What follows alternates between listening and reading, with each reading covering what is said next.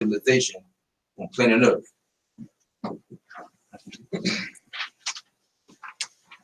The statistical study of the Zodiac Constitution should generate years of research and recovery of world culture and true American history. For all we seek truth, let us affirm our honor for our ancient mothers and fathers, embrace knowledge and shun ignorance, help to uplift all humanity. Peace. Islam. Thank you, brother. We wish you, all right? Yeah. So we appreciate that. All those who brought this knowledge different in whatever way it has arrived. So moving right along.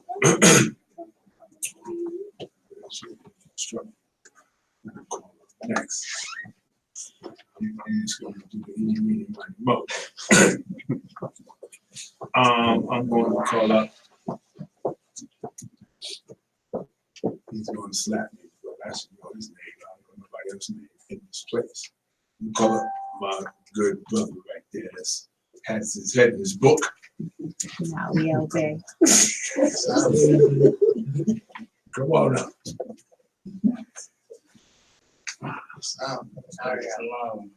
No. Say his name, sister. Now we all day. Who? Now we all day. Yeah. I thought Joe said, I'll be all day.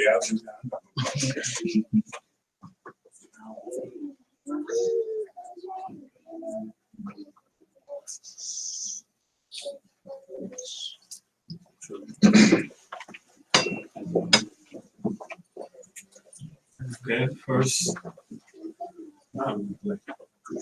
I rise, giving praises to the Most High, referred to as Allah, as Muslims, honors to his noble prophet, noble Ali, honors to all true and divine prophets, honors to all the sheiks, the grand sheiks that's present, honors to all the temple members, honors to all the brothers and sisters, honors to everything pertaining to Islam.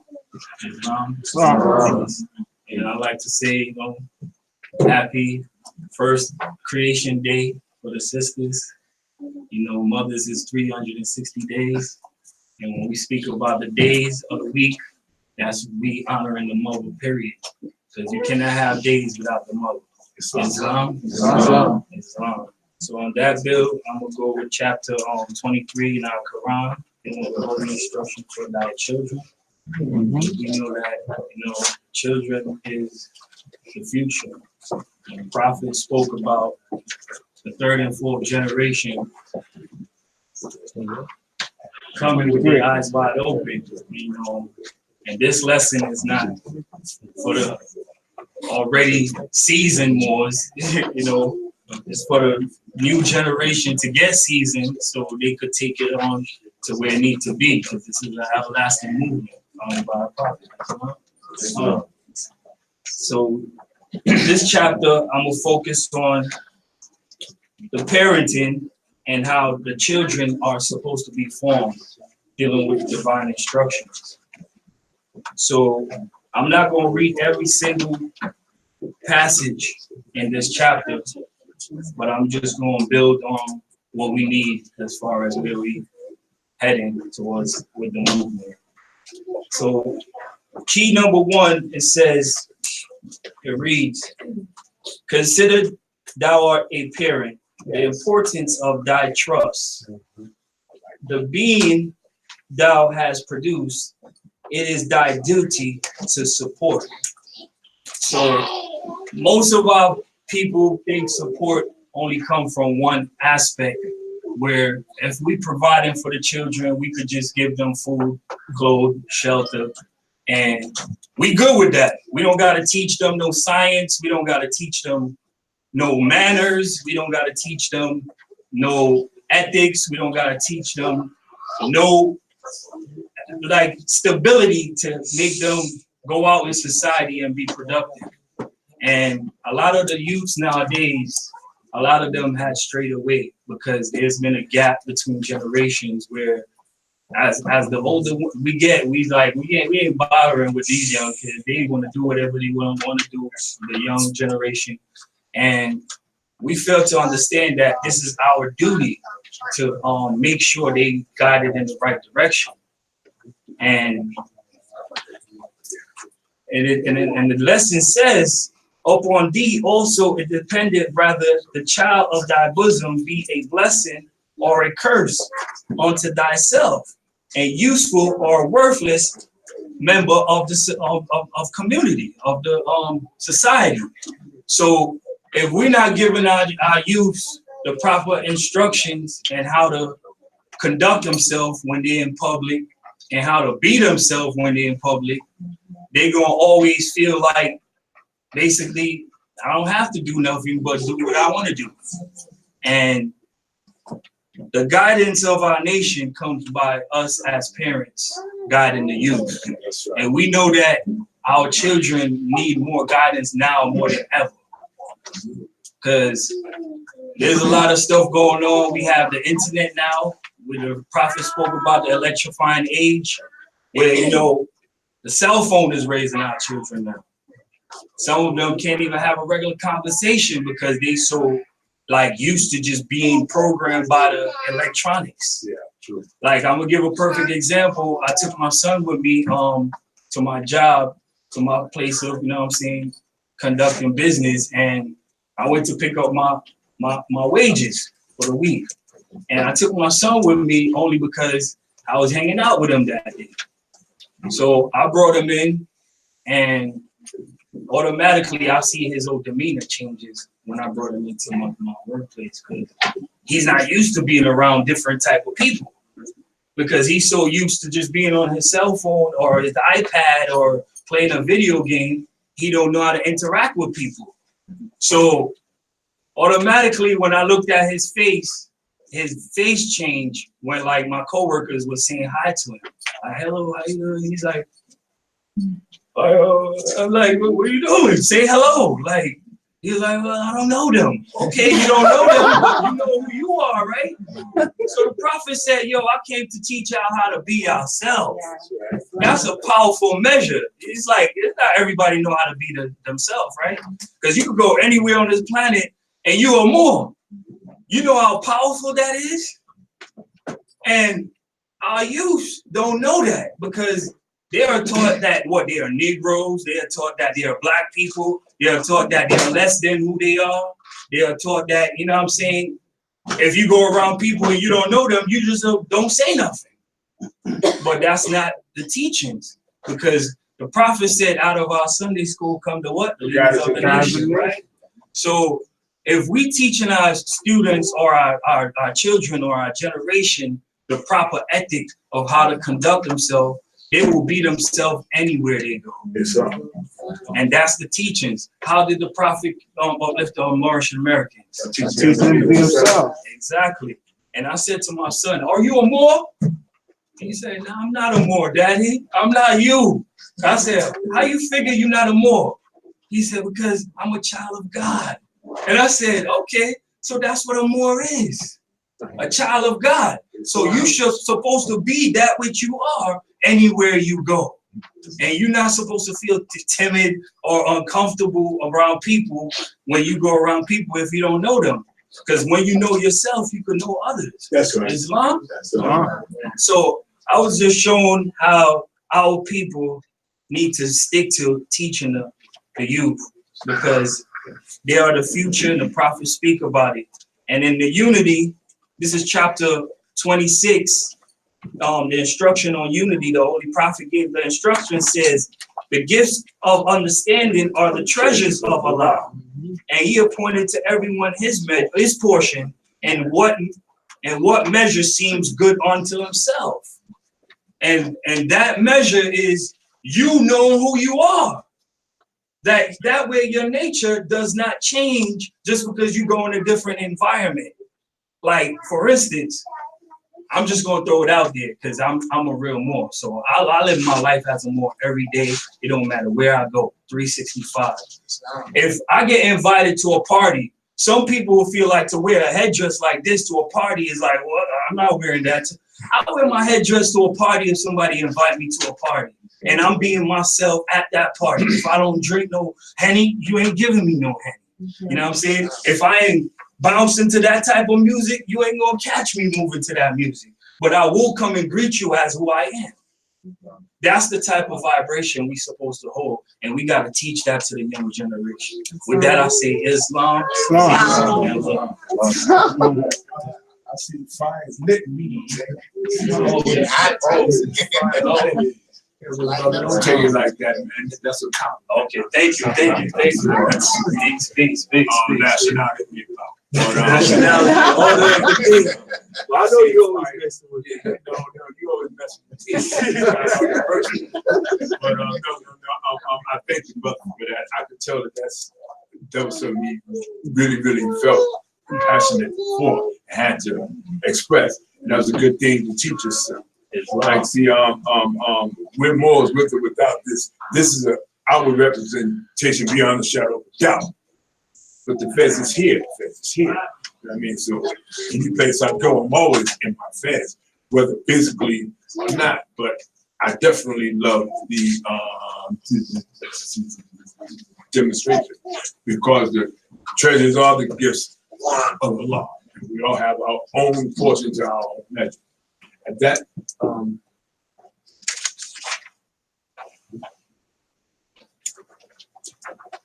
okay. At that juncture, I'm gonna bring up, brother. I hope I say your name right. Setenra. You just whispered it, but I think I got it right, right? Okay. I appreciate that. Now I feel good. Islam.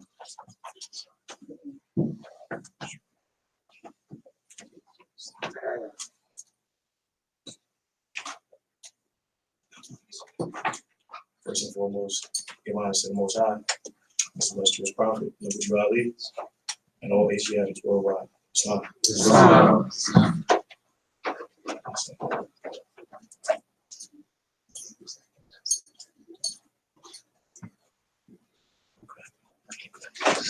Y'all gotta forgive me, man.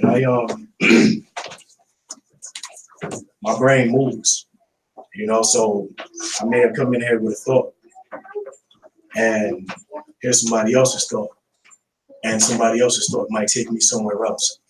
So the brother just got finished talking about knowing who you are, and he said, "I wear my fez wherever I go. If I take this fez off, who am I?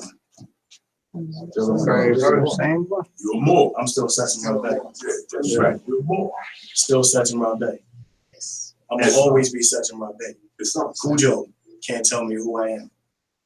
This brother right here cannot tell me who I am.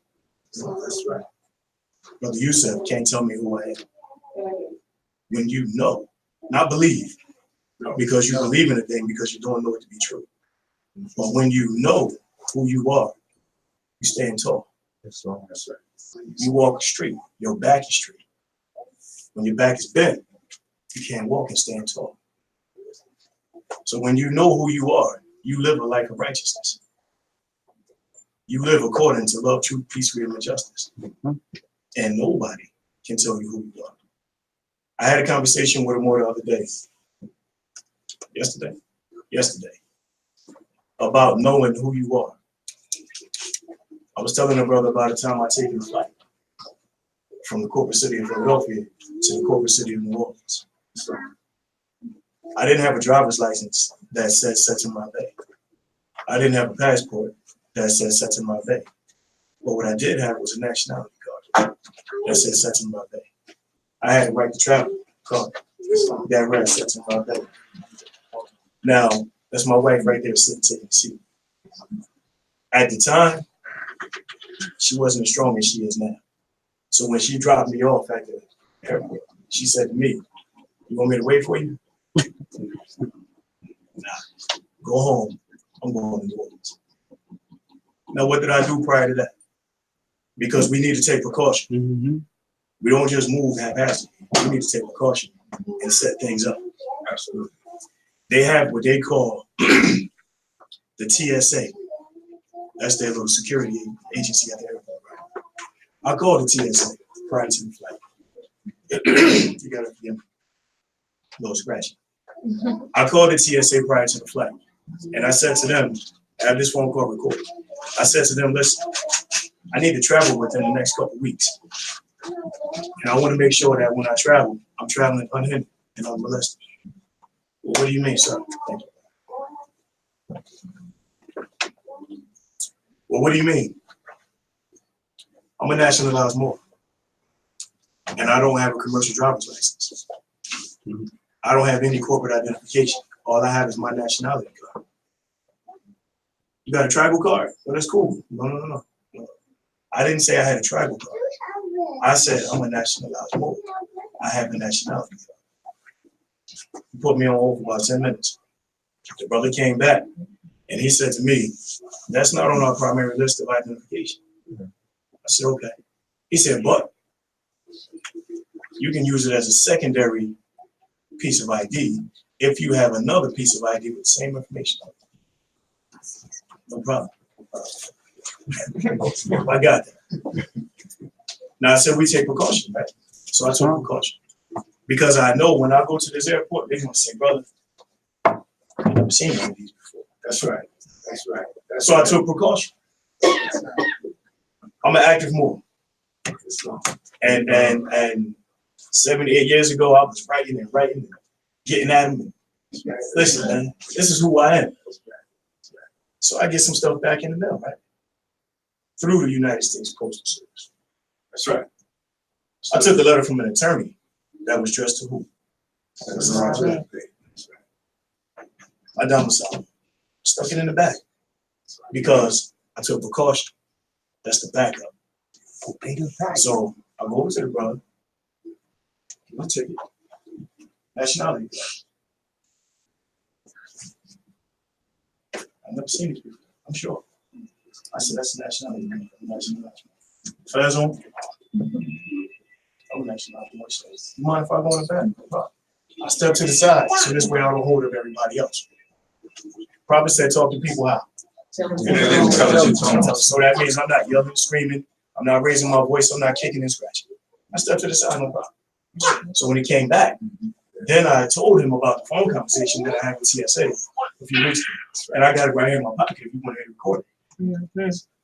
They told me if I have another piece of identification with the same, it'll be no problem. So I got 3 of them. Take that one, continue these. So that's what I did. They went in the back for another 10 minutes. They came back out and said, we're not saying that this identification is not valid. We just never saw it before. I understand. That's right. That's right. I understand. And I know you're not accustomed to seeing young brothers come in with their fezzes on and telling you who they are. I'm not going to let them tell me that's who I'm not. That's right. How can you tell me who I am? If I don't know who I am, then you can't. So I stood there and I said, hey, let me make it easy for you, brother. I pulled a letter from the attorney out. There you go. Oh, he got a letter from the attorney. And that was it. I got on the plane. When I came back from New Orleans, it was even easier. That ordeal took about 10, 11, 12 minutes. Coming back from New Orleans, it took about 3. When you know who you are, when you know who you are, you be you. That's right. When you go to look in the mirror, you should be able to look into your eyes, the window of your soul, and see you. That's right. And if you can go to the mirror and look into your soul and see you, then can't nobody move you off of that. It's not ever. That's right. No way, no how. I got a question, and anybody can answer it. Or better yet, I'll pose it to you because you're the first person to look at this. Sure. What do you love most in the world? Myself and family. So I've asked that question numerous times, numerous different settings, many different classes. There are plenty of people who don't answer that way. You'll get people who say, I love my children. I love my wife. I love God. Brother, how can you love any of that stuff or love me if you don't love you first? Right. Self-love is the first love. One comes before two in every language. Anybody who can speak another language, you already know. One comes before two. Self-love. You got self-love and you got self-knowledge. You got everything. Islam. Islam. That was very beautiful. Because I like that. Love how you illustrated that. Islam. What the brother just said was deep and very enlightening. Be who you are at all times. I mean, there's different ways of going about using your nationality card. You're not supposed to class it amongst the Europeans and cause confusion. But if you do, have a backup plan. So, having said that, I ain't gonna stand it too long. So I'm getting to talk. We'll call up my beloved brother, Kudjo L. All right. Wow. I like to get it there, but y'all make it easy for me. Having a translator, man, about to get too long. Islam, Moor. Honors to Allah, Prophet Muhammad, Marcus Garvey, and everybody in attendance. Islam. Islam. Just to back up on Setenra's story, on the way here, got stopped at the with the same people, and the brother, it was a European and a brother, so they sent the brother in to come talk to me or whatever. Brother sits down, just let you know, it's no issues, we didn't find you in the system, But what are you here for? Just here to do some meetings with the Moors and see some family. Oh, well, my wife is from Kenya, and he started telling me the story about his wife. She's from Kenya. She knows her father is neighbors or something with Barack Obama's grandmom or mother or whatever. Starts going through the pictures on the phone and all that. Yeah, could I get your number, email address? You got website, you got this and that. I'm not really into the information like that, but I know a little bit. You know what I mean? And I just want to be able to reach out. You know what I mean? Wasn't nationality card, it was their Canadian passport. But we make sure when we use those corporate instruments, we reserve our rights, make sure we have our headdress on, etc. So something had to trigger him to say, let me ask some questions to this brother. Going back to what Setenra was saying is, it doesn't matter where we're at. It doesn't matter what we're wearing. It doesn't matter, how we really speak, because the energy that we emit is gonna also talk for us. And who we are as light beings is also gonna have a conversation with people, right? Just to quickly go into Thich Nhat Hanh, Buddhist brother. We have our teachings that we honor all divine prophets. So I try to make sure anybody who speaks highly of any of our prophets, see them as a disciple and get whatever information that they have and apply it to what it is that we're doing as far as more science. So this is Essential Writings of Thich Nhat Hanh,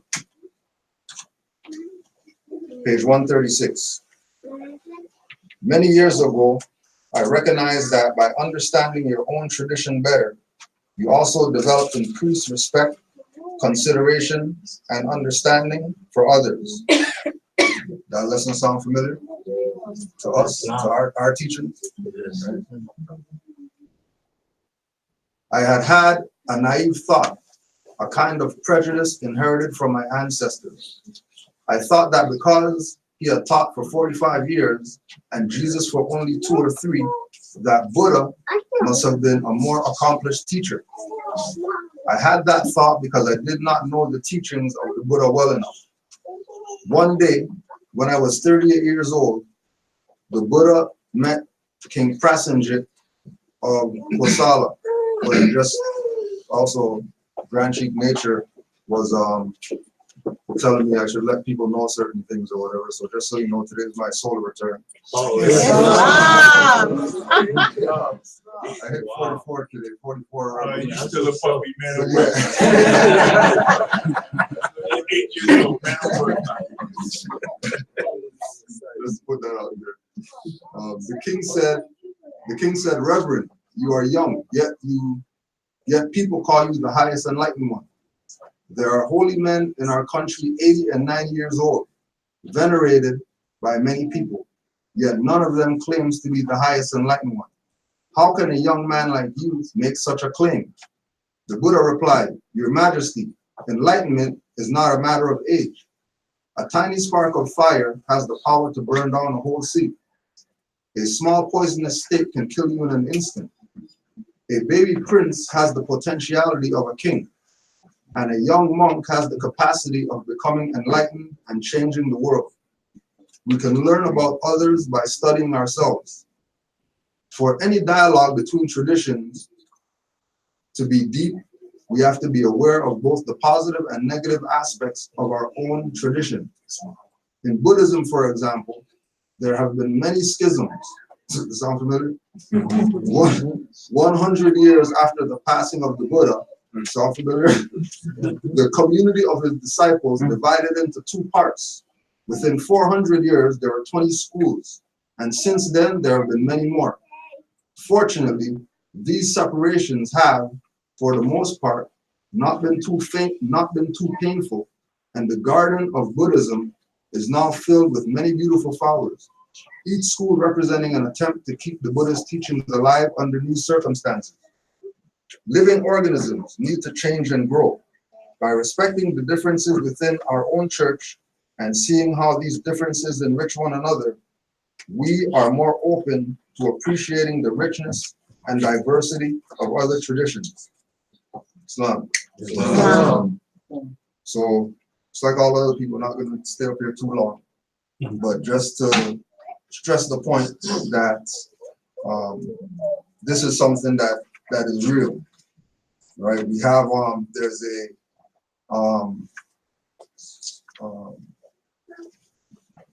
some type of track and field event coming up in Canaanland, maybe 2020 sometime. So they're doing all the promotion and all that stuff right now. The promotion, I'll send out the image of it, but the promotion right now is that they have a billboard and it says Toronto on the top. Then they have the CN Tower on it. And then going up the CN Tower, they have all these different headwears. And then at the top of it, they have the fez on it. Now, we don't know what the plan is. We don't know who came up with the brilliant idea. But we tell the Moors that we're going to jack that. We're going to take that as ours. Yeah, but Setenra, the answer right back there. Right? We said that we're going to claim that just because we know what that headdress is. And if you check on the actual image, where they have all the other headwears, on the CN Tower, there's nothing extending to hang it on. So all those headwears are floating. Yeah. And the only one that's stable is the feather. Right, so honest to the elders and days, Islam. Thanks, peace and love. Peace and love. Islam, brother. Nobody got that sense. Because that is of Egypt. You already know that. That land has been usurped by England, of course, but they already know who the true possessor of that land is. That's why they put the fast on. And so as to let those know that do know that they know who we are. But the question is, do we know?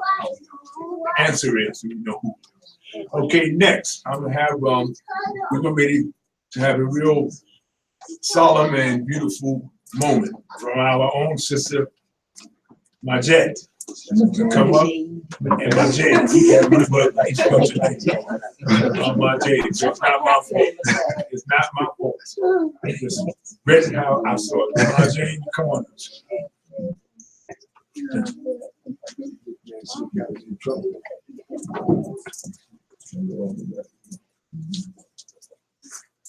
Islam. I give honors, I give praise to Allah. I give praise to Allah, to the Grand Sheikh, I give honors to the Prophet, and I give honors to the Grand Sheikh, the Sheikhs, all the Sheikhs that are in the house. I give honors to everyone here. I give honors to the temple, and I give honors to my family. Islam. Now today is Mother's Day, so I kind of want to reach out to the sisters, to the women, the Moabites today. So I wrote a little poem just to speak my mind and what I feel about things, and just want to feel. It's called The Great Moabites. Happy Mother's Day, Moabites. Listen intensely to what she says with her eyes. Her eyes forever speaketh softness and love. She walks with sweetness and innocence in her mind and modesty on her cheeks. She is clothed with greatness and a crown of glory circling her crown chakra.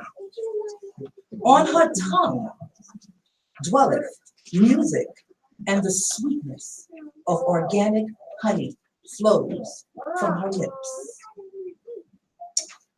Decency is in all her words, and in her answers are mildness and truth beyond measure.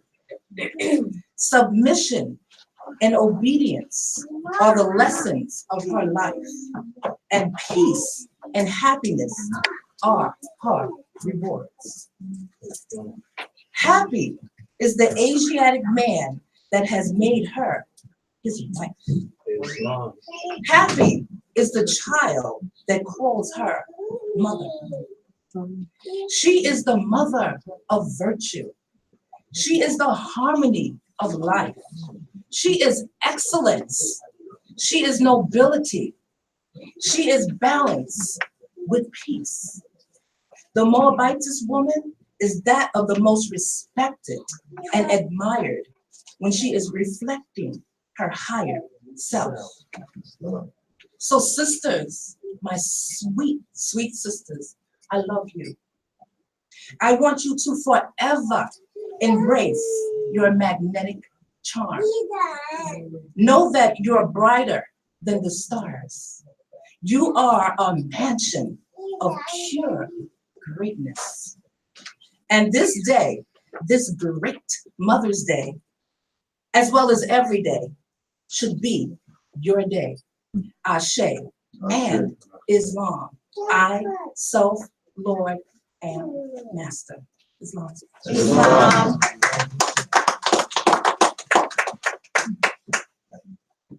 That was very beautiful.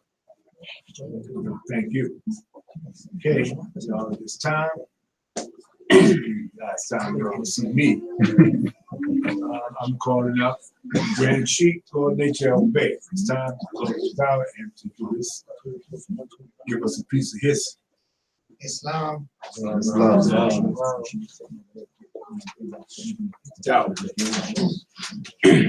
Islam, Moses. Rise in the name of Allah, give honors to illustrious prophet Ali, Savior of humanity. Give honors, special honors to all womanhood, all of our female energy, negative polarity, not negative from what the word sounds like, but in nature we deal with polarity.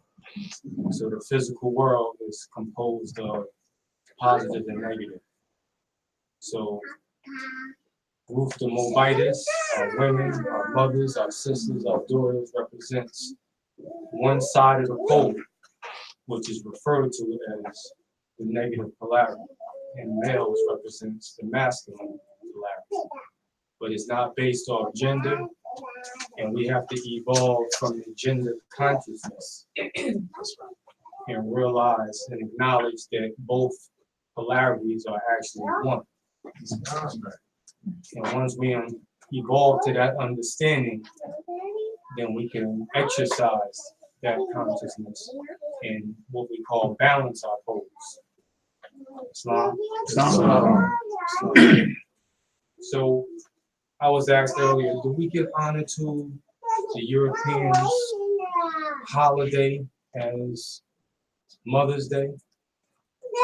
And I said yes. I said because we don't want to depreciate our sisters and our women on this day just because they might have coined that day for their observance, and we just say that every day is Mother's Day. So if every day is Mother's Day, even a day that they coin is still Mother's Day. So we don't want to depreciate that concept. Islam. And one of the benefits of having a movement in an organization puts everybody on the same wavelength, where we start observing holidays, or what we call holy days of our own. And once we become one and come together, and whatever day that we coin is the day that everybody acknowledges that. But part of the divisions that we have been suffering from keep everybody from observing one particular day as a holiday or a holy day. So we have to give honor to, again, our Prophet Ali for even bringing that type of order back to us, that hey, look, that you guys have to think outside the box and do things of your own. So it's important that we, sometimes we might not agree to everything that is created as a standard, but for the sake of unity, we have to sometimes agree to these things that we don't necessarily agree to. When we're dealing with a government, a society, or a nation, these are things that we have to agree to, where a majority rule, even though we don't agree with every aspect of what was agreed upon. The proper representation, i.e. our leaders, is where we choose for them to put certain things into law. So if we disagree with what's in law, then we don't just opt out the whole nation. We have to look at our approach to correcting who comes into that leadership capacity. Islam? I'm going to talk about that a little bit further. Islam, I want to give honor to, I don't like calling our extended family guests, because it's family, and they're not guests. I want to give honors to those who are coming here for the first time today, those that's non-proclaimed members, and hoping you get a better understanding of who you are, like it was said earlier, who you are, who your people are, who your forefathers are, who your ancestors are. And not just tracing ourselves back to slavery. And the reason why I say that is because when most people try to trace their genealogy, they're giving multiple choice of people to look at. And those people are usually people within the past 200-300 years, which represents what they call the slave trade. So although we still might be related to these individuals, there's nothing wrong with that, but we have to go further. We have to surpass what the multiple choice was that was given to us about who our people were. We trace ourselves to down south somewhere, and then we stop and say, well, my family came out of North Carolina, or my family came out of Georgia, and then we stop. And we don't understand the connection of where we came from prior to that. And that's where the Moorish movement has its roots in, on educating our people who their forefathers were. And whoever their forefathers were, that's who they are, without a doubt and contradiction. Islam, so that's what the quest is for Any questions? Islam.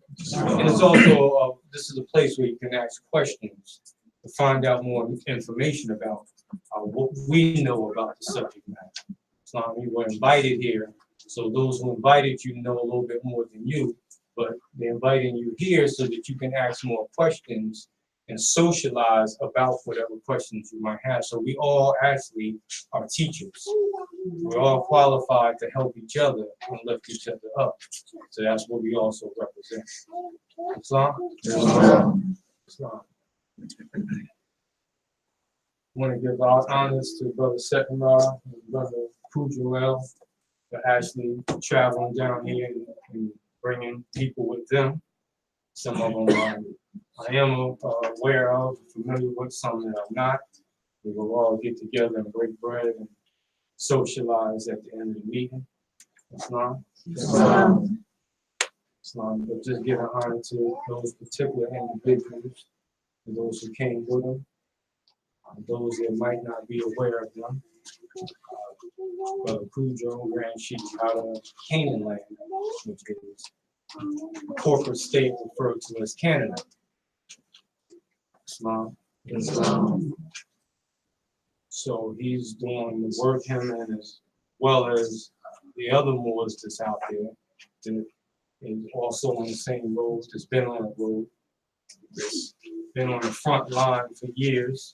Islam doing the same thing that we're doing here.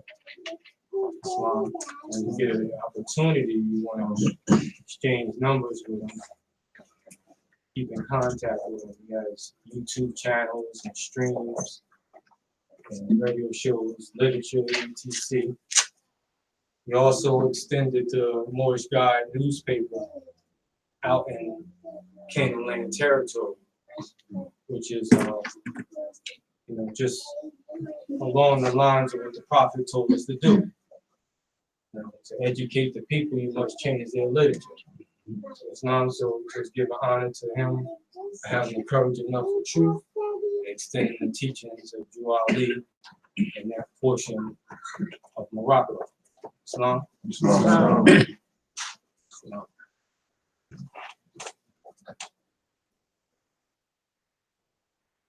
Before I go any further, anybody have any questions?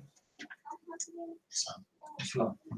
I just wanted the brother you were just speaking about. I didn't see who he was. Brother Kudjo, Yes. Kudjo, Setenra, sitting right next to him. Brother Setenra is out of Philadelphia territory, Islam. Islam, so Islam. I wanted you to give clarity on honors and praise. I know the answer, but I wanted you clarified just so that when people stand up, they have that clarity and they know what's going on with the difference between the honors and the praise. Islam.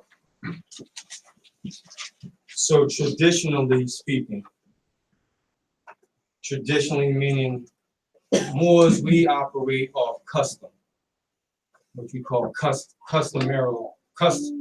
customarily speaking, we traditionally or customarily function according to what our forefathers did. From a custom, from a nation, from a movement, membership perspective. And the Moor Science Temple has etiquette and have customary rules, customary laws, and rites, rituals, etc. That's one thing that you would get familiar with within the Moor Science Temple of America.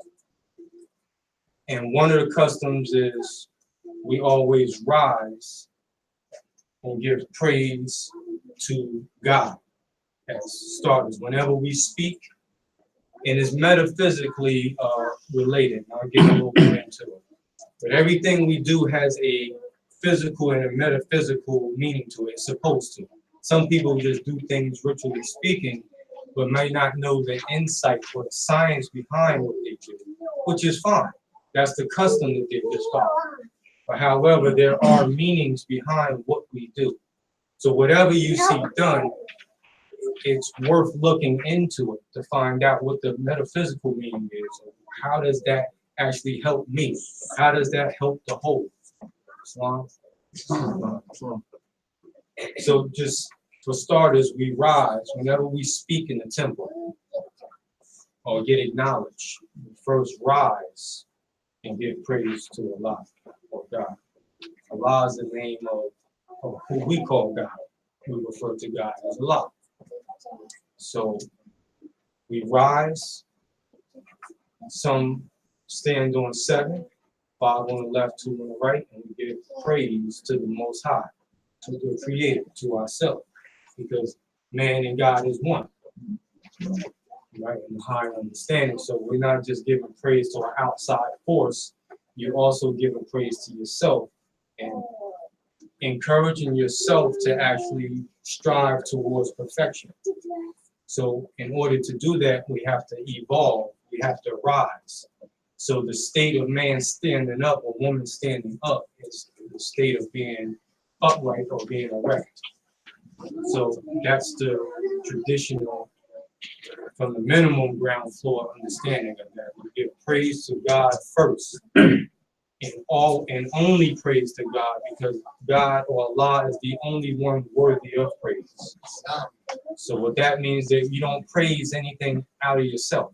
You praising God is not praising someone else. You're praising yourself in the unified force of the All or Allah, because Allah does mean one. Then next you give honor to the Prophet Ali, because this is the Prophet's house. The Prophet is the founder of this particular institution that we are a part of. So out of respect to the founder, we give honors to the Prophet Ali. Then next, we give honors to whoever you want to give honors to. Islam? Islam.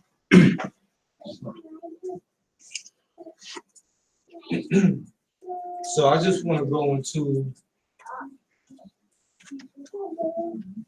out of hearing all of the lessons, what specifically drew my attention was a lawsuit that we did back in 2005. And the reason why I'm bringing this up is because after speaking to Brother Setenra a little earlier, we were talking about the cares of the Moorish Americans. What I mean by that is the issues at hand. And like the Prophet Ali stated, that he knew, this is a statement he made, that he knew where every member was at along the way. Which means that there's different levels of understanding and participation in this movement. So you're always going to have different activity going on. According to one's understanding determines how they participate, what they do. The Prophet says that I want all active Moors and not passive. When in order to be active means that you have to have a certain level of understanding in order to be active. You can participate and do certain things, but it doesn't mean that you actually understand what you're doing. So to be effective, you have to have certain knowledge to actually do things that's effective, that makes changes in the movement. Islam? Islam. And we spoke about Act 6 earlier, which is part of the tradition, again, the custom. We read the divine constitution and bylaws in the beginning of the meeting. And this is done across the board of the Moor Science Temple. Because the divine constitution is the constitution of the Moor Science Temple of America. Islam. However, one must be properly taught this, that the Moor Science Temple of America is the organization of the nation. Islam. Now, those who know me know that I don't just speak things out as my own opinion. These are excerpts of words coming directly from the Prophet Ali. So I want to show you what's effective and what's not effective about what I'm actually saying. For those that don't know, in order to interpret who you are, the laws that apply to you, and just to understand the general society that you live in or domicile in. You live in your body, but domicile in. You have to have the proper credentials and tools around you as far as dictionaries, the proper dictionaries. You have to have law dictionaries. You have to have etymology dictionaries. There's a whole lot of things that you have to interpret what you have in front of you, or what we have in front of us collectively. So one thing I want to go over is Act 6 of the Divine Constitution of the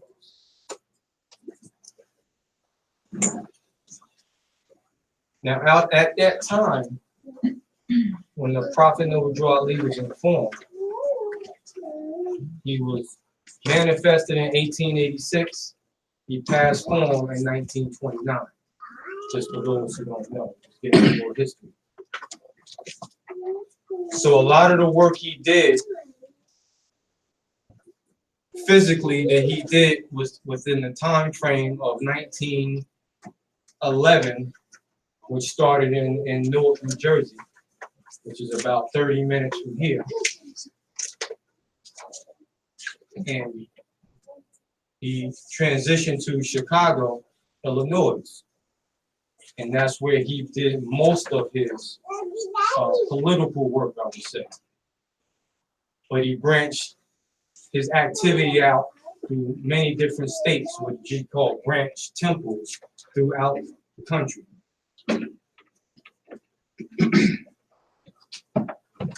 So at that time I'm speaking about, up until he passed in 1929, the Moor Science Temple of America was the first Islamic organization.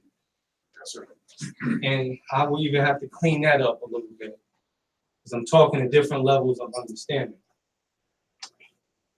It wasn't actually the first, time never was, and this is everlasting movement. So therefore, the Moor Science Temple of America has always been.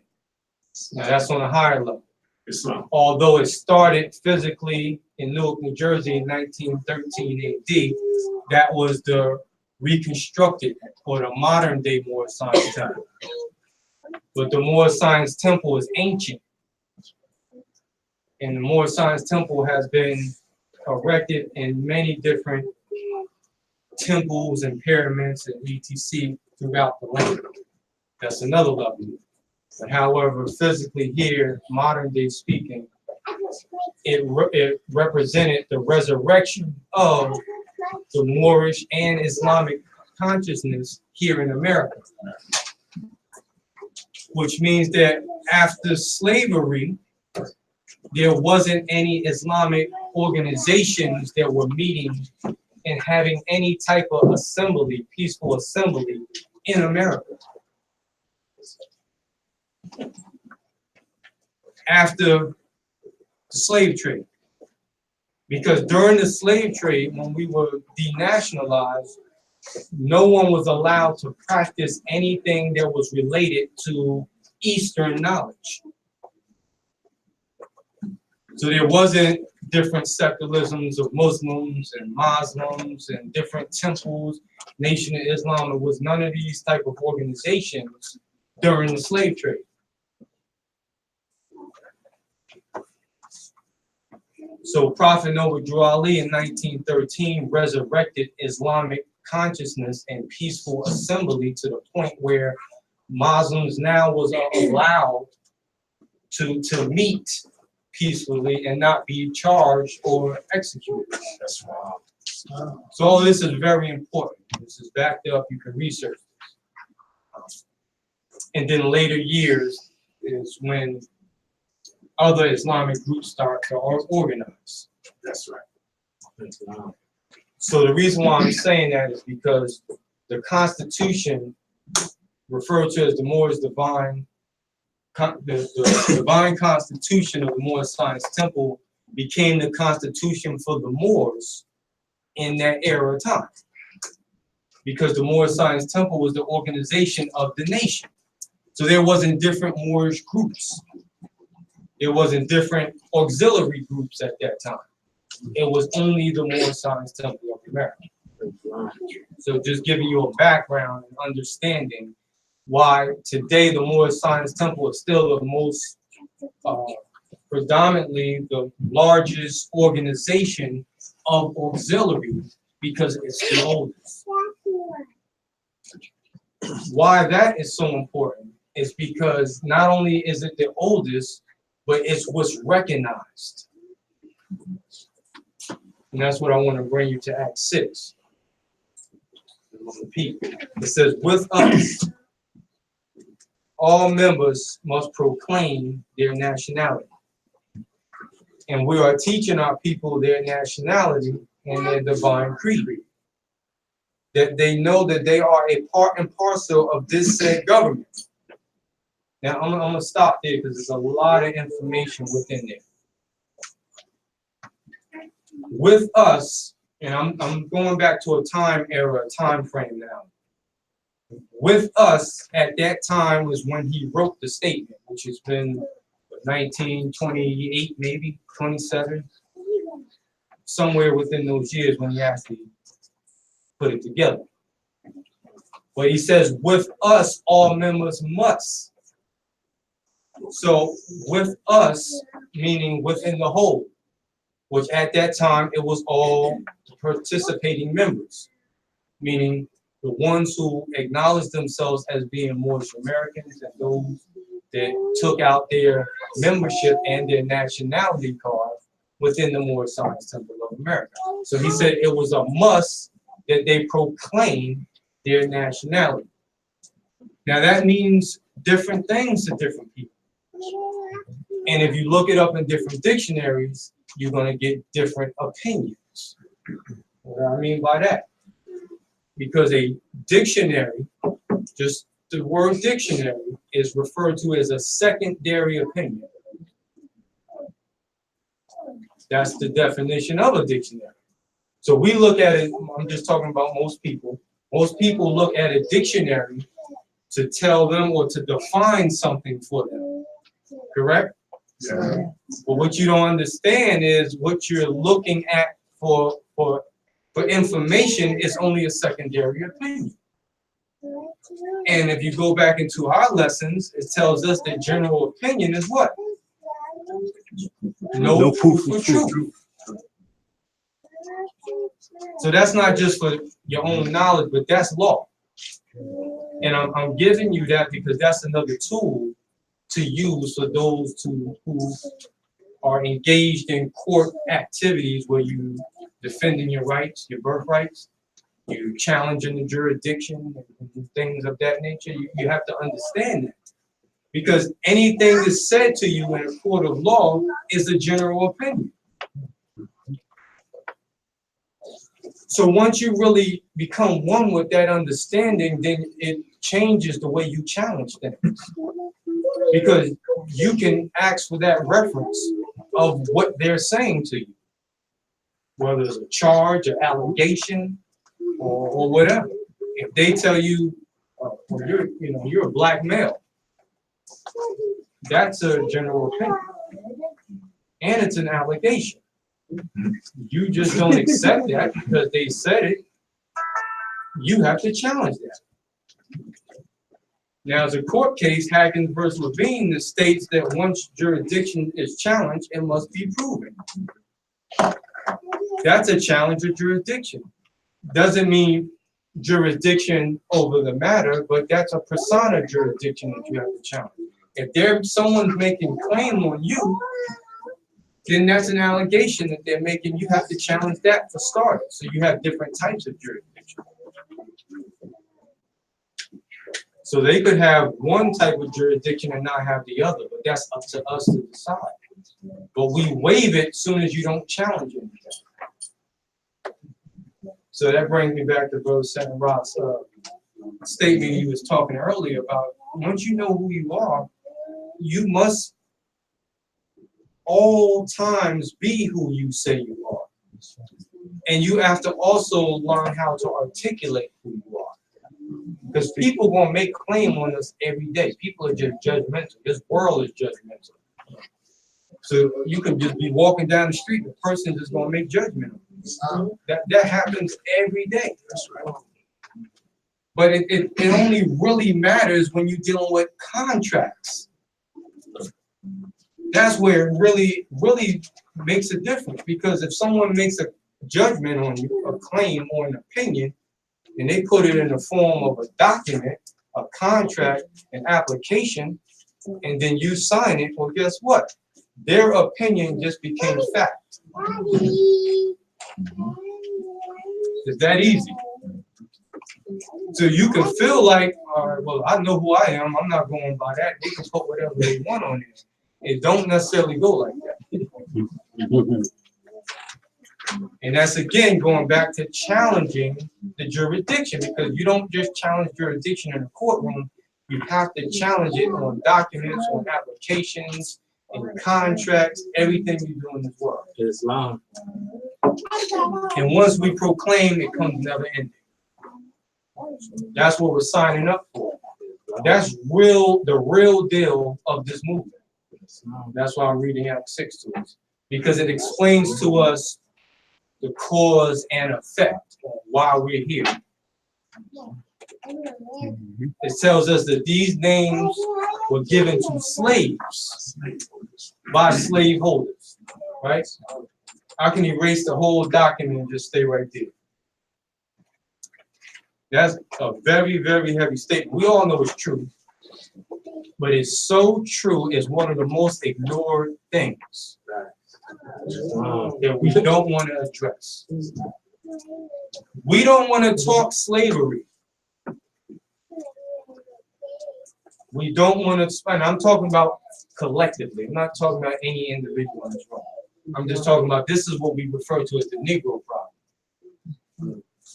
Where we're here, some of us might be here for different reasons. But those of us that's fixed, that's been in this, we're here because of slavery. We realize that slavery is still in effect. Or what we call, what they would say, still in force. That's the reason why Noble Drew Ali says that with us, all members must proclaim, because we're not agreeing to be slaves, for starters. So I'm just give you my opinion on an interpretation of Drew Ali's lessons. Because some people say Drew Ali didn't deal with law. I hear that all the time. It's all over YouTube. Oh, that's religion. Oh, Moor Science Temple, that's religion. And that's an opinion. But I'm gonna show you exactly what it is. An application. Religion just means order. The word religion is it has Latin origin, which means religio means to realign. That's all. So the word religion just means to realign. That's it.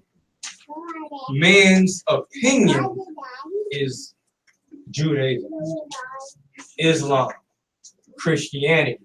Islam, that's right. That's an opinion. And really, those are not religions, according to the true concept of what religion really means. So again, we have to correct literature, we have to correct each other's concepts. Because that's what enslaves us, is ignorance of thinking we know something and not knowing exactly what it really means. That helps keep slavery in existence.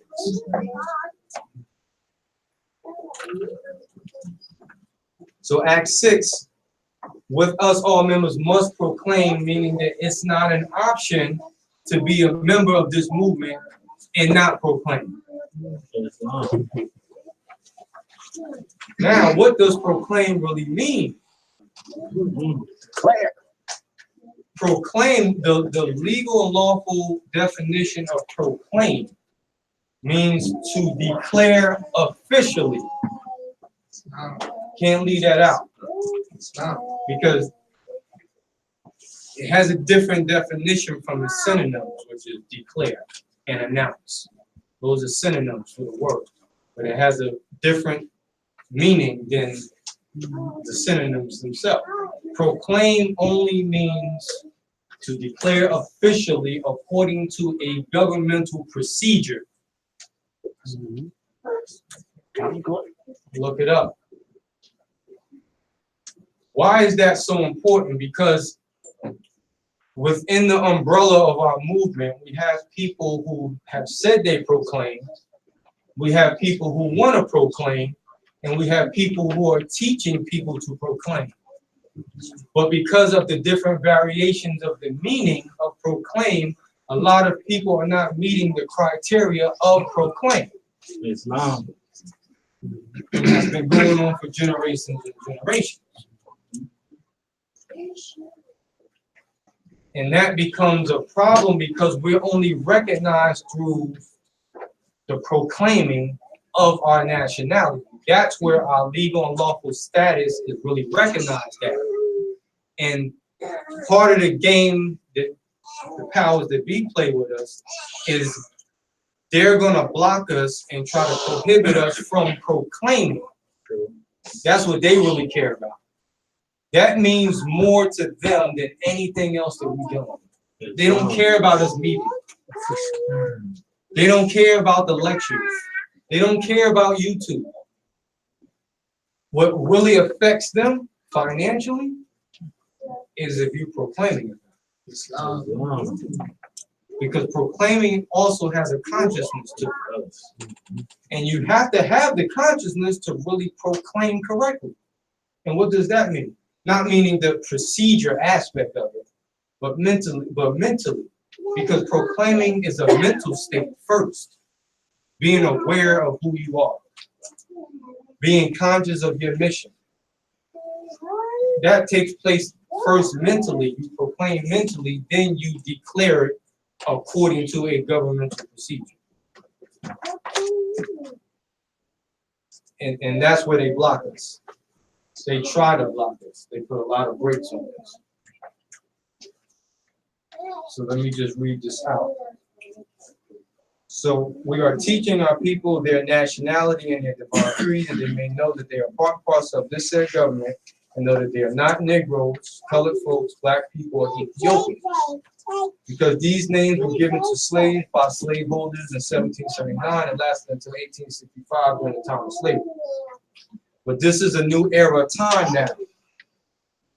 And all men now, pay attention to this, all men now must proclaim their free national name to be recognized by the government in which they live and the nations of the earth. So I'm gonna just throw this out there. The government in which we live. Anybody, what is the government in which we live?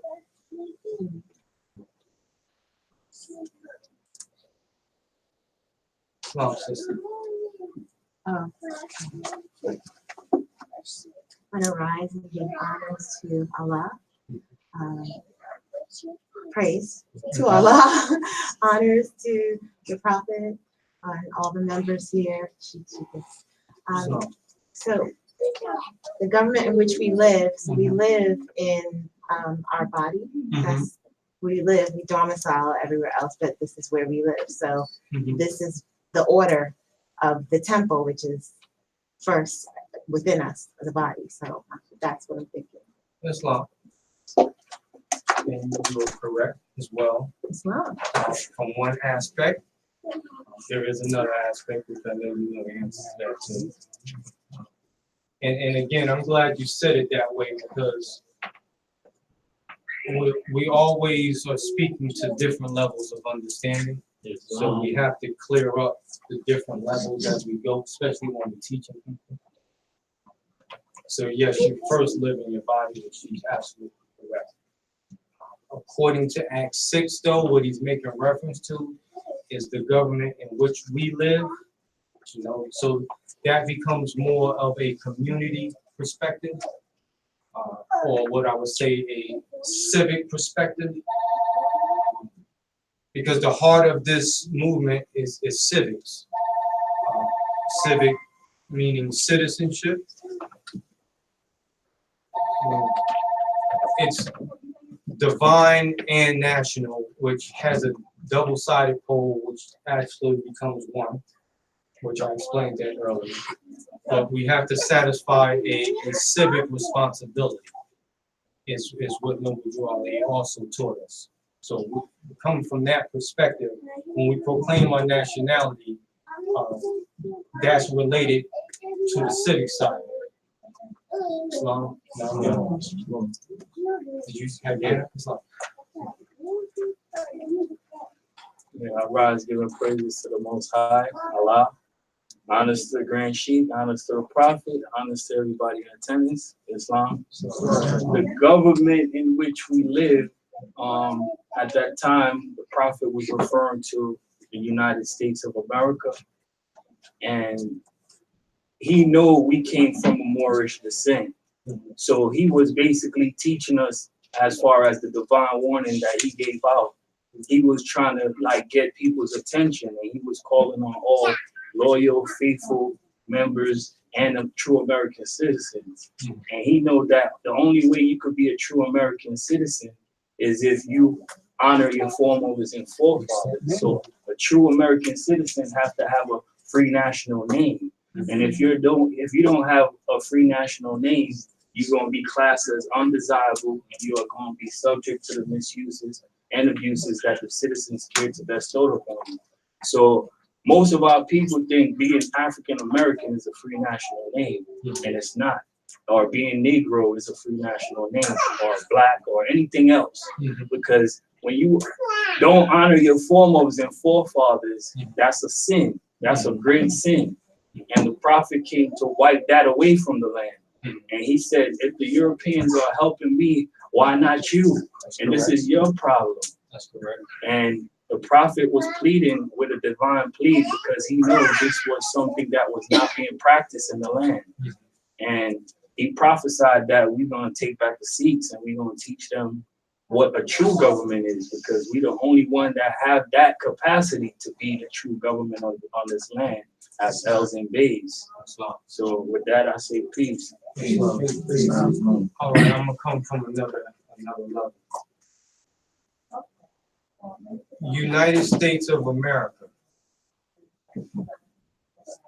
represents a centralized, what they call a centralized government. But that's not the government. And the reason why is because local government is your first immediate government. And local government starts with the county. The county government is your local government. That's the government in which you live from a civic perspective. Before there was a United States of America, the government was the county.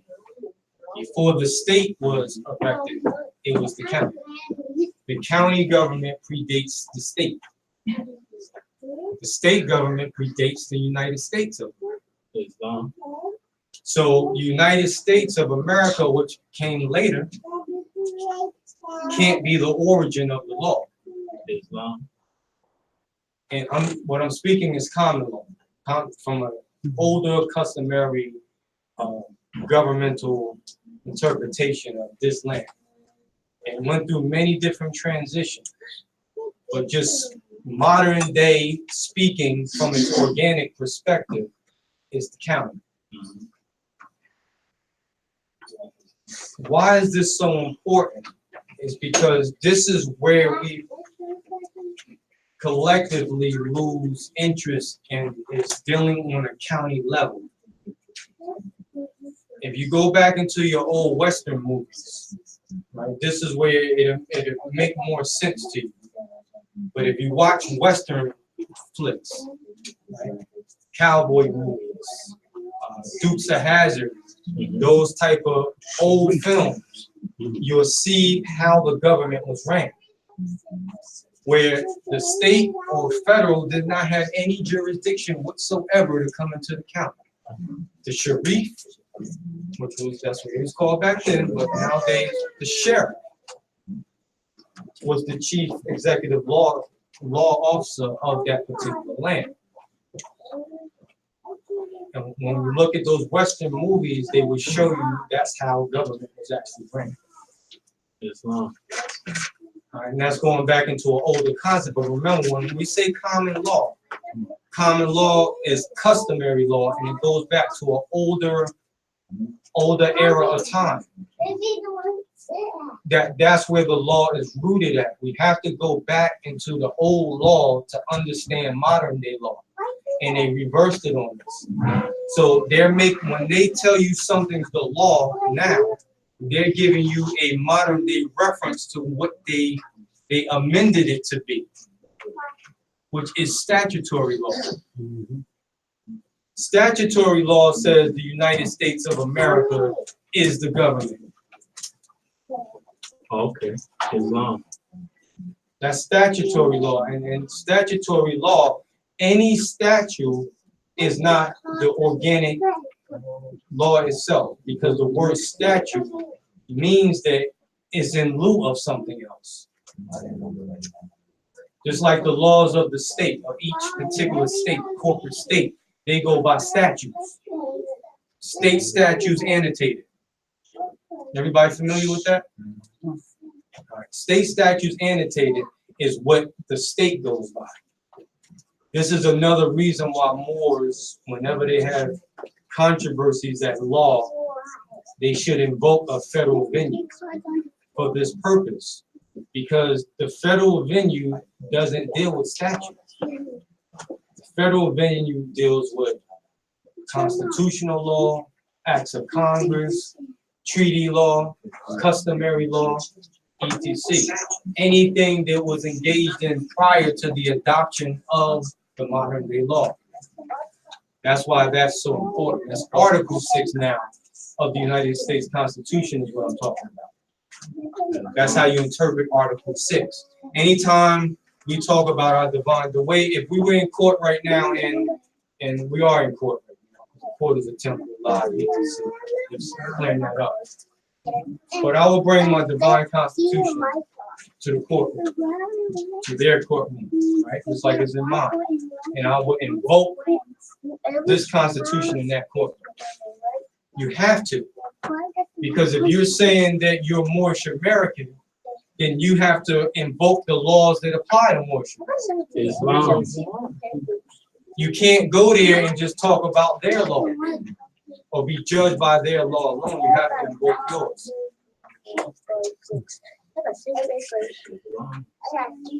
That's very, very important. Now, some might say, oh, that's a religious thing. That don't pertain to no law. That's because you're invoking it wrong. And the courtrooms that we go to most of the time are statutory courtrooms where they don't have any constitutional obligation. So it's not impersonal to our Constitution. They don't even want to use the United States of America Constitution because they're in an inferior court, an inferior jurisdiction. That means that they're inferior to the organic court of the United States of America. So they have no obligation to the laws of the land. It's all corporate contracted law that they're dealing with, agreement. And it's dealing with statutory citizens, members. Just like here, we're members of the Moor Science Temple. When they subpoena you to those courtrooms, what they're alleging is that you all are a member of the statutory society, which gives them jurisdiction if you agree to be a member of that. It's all membership. Citizenship means membership. It's the same word. Islam.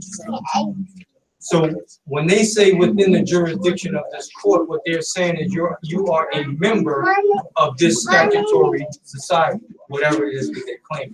If it's the corporate city of Philadelphia, if it's the corporate city of Chicago, if it's Manhattan, wherever it's at, that's what they're claiming, that you are within the jurisdiction of this particular local government. I gotta say that because the local government should be your focus point. If we haven't counterclaimed the local jurisdiction, then they're gonna continue to make claims on your person, your persona jurisdiction. They're gonna continue to make claim on you as being a member of that particular society. Modern day speaking, the state supersedes the county. That's now.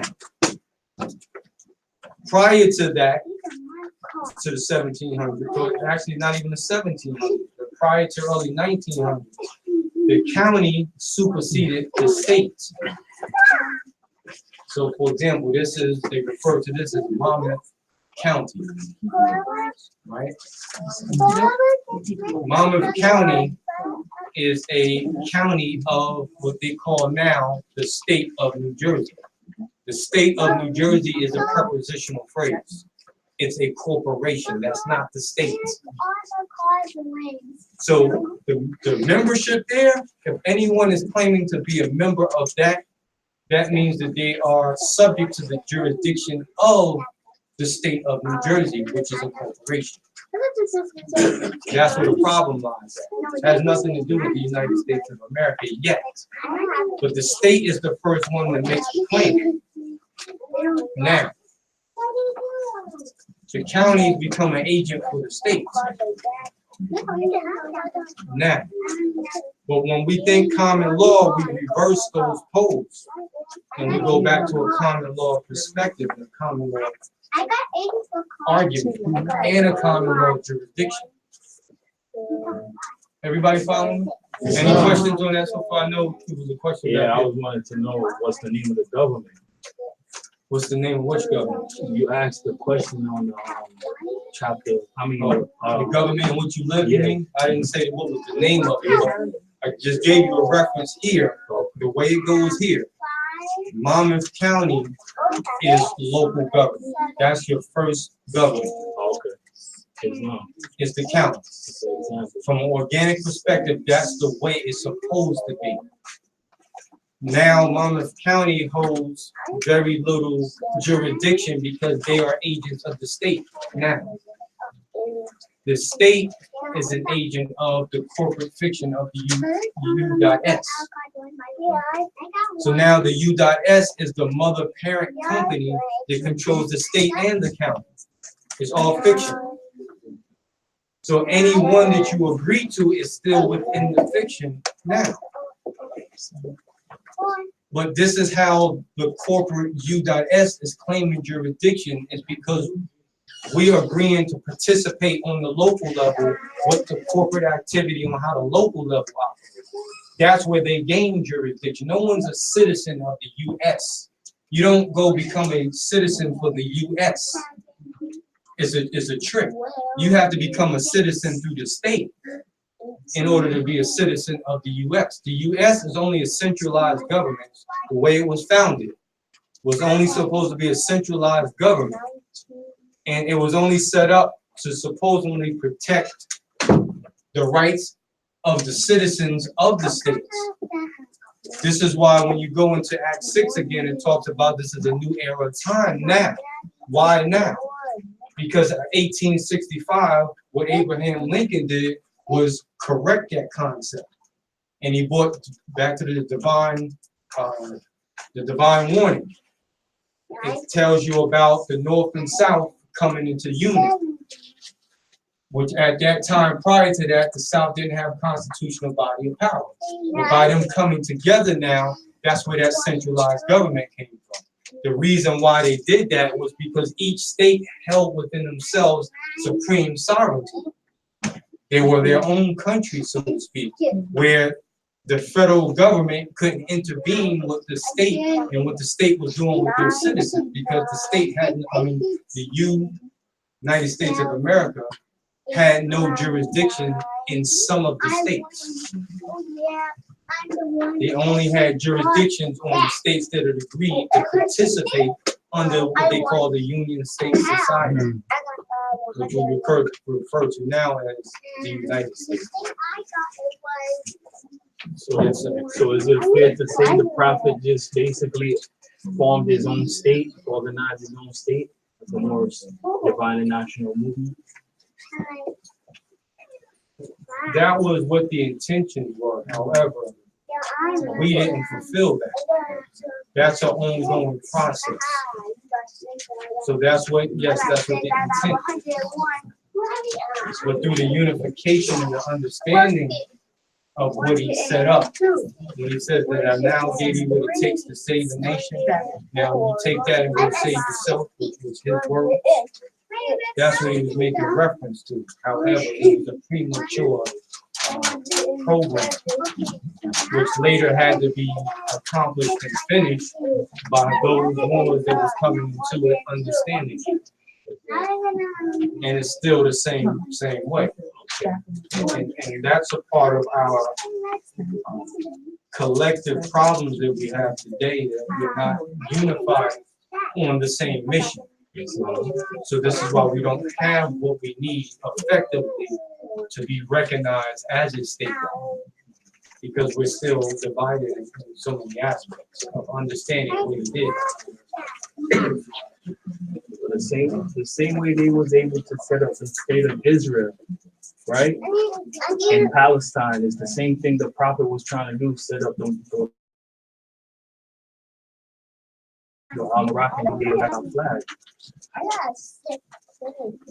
Well, the flag was a part of the standards that had to be established for a nation. He had to re-recognize this as a nation first. And the nation is referred to as the North American nation, Islam. So that's what had to be reestablished first, was the nation. That's why it's important that we have to proclaim our nationality, because what we're really saying is we're proclaiming our nation, Islam. And the nation being Moorish America, which is also a free national name, otherwise, the way they word it in the literature.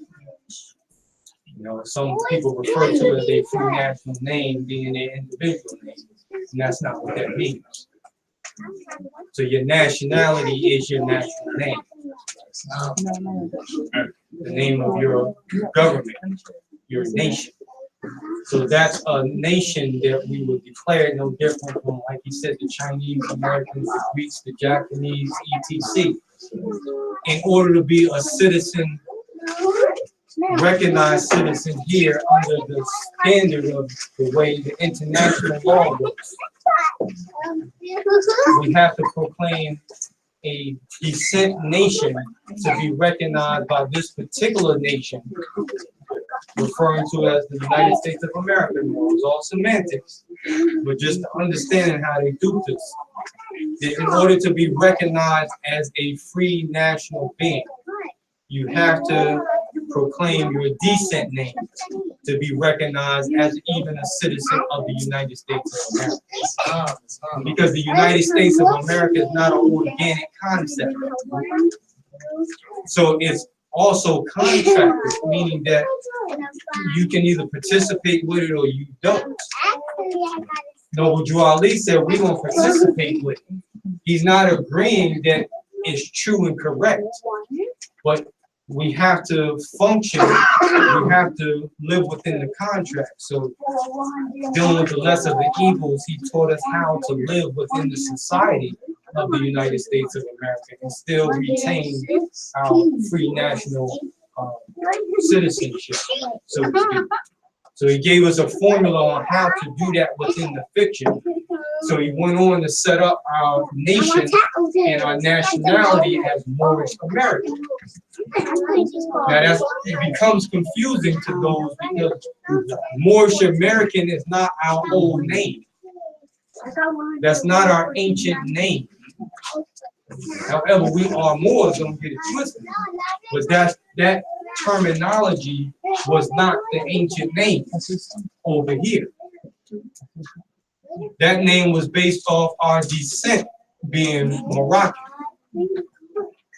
and being born, manifested here in this portion of Morocco that we refer to as America. He came up with the phraseology of Moorish America.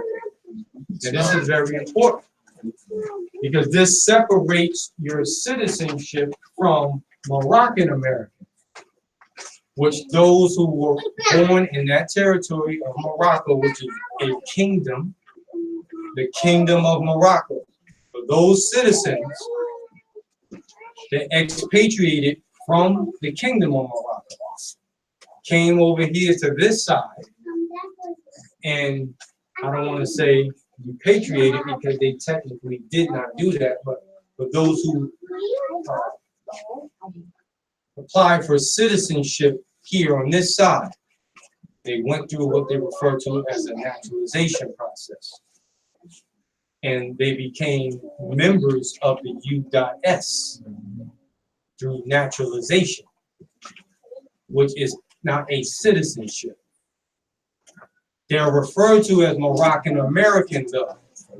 This is important, very important, because although that they went through a corporate naturalization process, their descent goes on the books as Moroccan American. You have to proclaim a decent name, i.e. your free national name, your descent name of where you came from, in order to be a citizen here. Every other citizen, even though they're corporate, you understand, even though the U.S. only deals with corporate citizens, even to satisfy corporate citizenship, they still have to put their, state their descent name first. So anybody that they refer to as white still has a descent name attached to their status. Exactly. Everybody has to do that except ones that's referred to as Negroes or blacks or colored people. This is where the status really is recognized at. What's on the books? What's in the contract? What's on record for the individual? Not necessarily who he or she says that they are. Is what's on the record. What was the last known record for that individual? What was the last known religion for that individual? If you haven't proclaimed that, that means you haven't counted or corrected or amended what they have on the books. This is why the division of motor vehicle is so important, regardless if you want a license or not.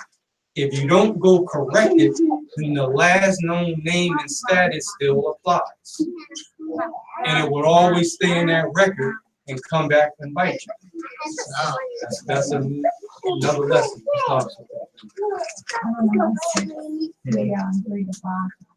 Just want to give praise to Allah and honors to everyone and she just I just want to give praise to Allah and honors to everyone. Honors to the Prophet. Honors to everybody else. I just wanted clarity about the citizenship for the Moorish Americans. Does that have anything to do? I was reading something. Does that have anything to do with the classifications of the United States? How we are considered citizens under like the third United States or something like that? Are you familiar? I'm familiar with the terminology, the lesson. My whole approach and understanding is I don't support 3 United States, 2 United States, or 5. There's only one United States. And I'm just dealing with true concept of what it really represents. I understand what they say and the transitions of the different years. The way I teach it is very simple. There's only one government from the perspective of the nation, of the country. That's the United States of America Republic. That's the only name currently that we have to work with. There's no 2 or 3 different United States. The U.S., the United States spelled out, and it's 2 different entities. So there's not more than one. They all represent something different. So the U.S. is only a DBA name. That's not an official name, and that was never a government. So we should never attach the U.S. with government. It was never intended to be the government. It's not government, and there's no national standards to support U.S. activity. Do you follow me on that? Yeah, I wanted to get clarity on that. Yeah. Okay. The United States Mhm. represents plural the continents of the Americas. It has nothing to do with the specific geographical area that we refer to as the United States of America, which is the U.S.A. That's right. Because the U.S.A. represents a geographical jurisdiction, a portion of the United States. Right. But it's different from that. Still has nothing to do with the U.S. The United States is organic. The USA is organic. The U.S. is not. Different entities. The U.S. is what we refer to as the DBA of the U.S.A. Meaning they're doing business as the U.S. But they're no longer under the republic form of government and they operate under the U.S. So therefore, you know, we say like whatever you see with the physical eye is an illusion, is a manifestation of thought and not. So it's an illusion. U.S. is an illusion to the point where we don't even acknowledge it. It's no different from McDonald's. If they want to function as that, that's fine. But as far as government, it has nothing to do with government. So whenever we teach somebody or whenever we have to argue that, we speak as we don't know what you're talking about. U.S. is not a government. Show me in any political law book prior to 1930 where the U.S. was has any engagement in constitutional activity. It doesn't exist. But that's part of us countering that we have to know that to counter it, because if not, they will make the claim on us under the U.S. Like all the different agencies that we spoke about earlier, for the county, the state, modern day speaking, everybody is functioning under the U.S. now. So anything we're presented with is going to be under the U.S. But we have to know that that's not government. And that's what we have to challenge in our activities, in our contract. Makes sense? It's not. Just to add on to the sister as well, keep in mind too that when you start talking about all the different versions, they're gonna also try to put you under the sovereign citizen, because that's how they talk. So make sure you stick to, you know, if we're speaking about the jurisdiction that was quote unquote established, it's United States of America Republic. You don't even have to go into all the fakes that came after. But as soon as you go there, they're gonna try to tie you to the Patriot people, and then now you have a whole other thing that you have to do. They get you caught up in semantics. It's not being We already did it. Basically, I was about to say, add on to that, because a lot of people get caught up with the terms, not understanding like different terms mean different things. So when somebody says United States, you have to understand that those are terms. So you have to break that down to, like you said, you got to say it all the way up. United States of America Republic, not the United States. So that's a different definition. So the terminology, you have to be aware of the terminology that people use and don't connect them to yourself, basically. Absolutely. Yes, ma'am. Islam. And also while we on the subject, that's what we tripped at through language. And when they present us a document to sign, again, we have to look at how it's spelled. Because when we agree or sign our name to something, we're agreeing to their terminology and the statutory laws that apply to that particular agency that created that document. We're agreeing to their terms and their conditions when we just sign it down. So it's very important that, and we do this all the time, the most popular documents that we have to pay attention to, Social Security application and the application for driver's license, or whatever else is being made. W-2 forms, we go that route. For some of us, those are the main documents that ties you into that corporate construct. So they're already worded with bait to invite you into the jurisdiction.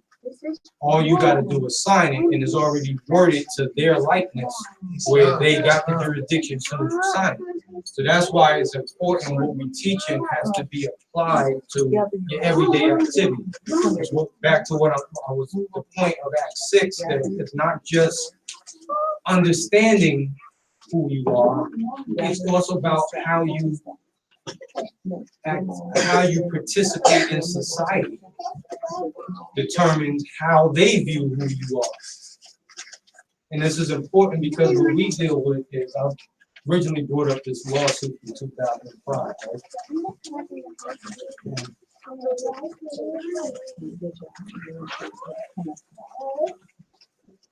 We did a class action lawsuit in 2005 against the state of New Jersey, which is that corporate construction we was talking about. A couple of different cities down here on the local level, the county, Monmouth County that I was speaking about. A couple other different jurisdictions. Some individuals, sheriff, came at them all of the head honchos that was involved. And was pretty much based off what we're saying. Once you understand what the issues are, that becomes the fight. So we speed this up to now. So what I look at as the main issues at hand is the Census Bureau, the Department of Justice, the Department of Interior, where they have us classified still as Black. Now, what's becoming more popular is African American.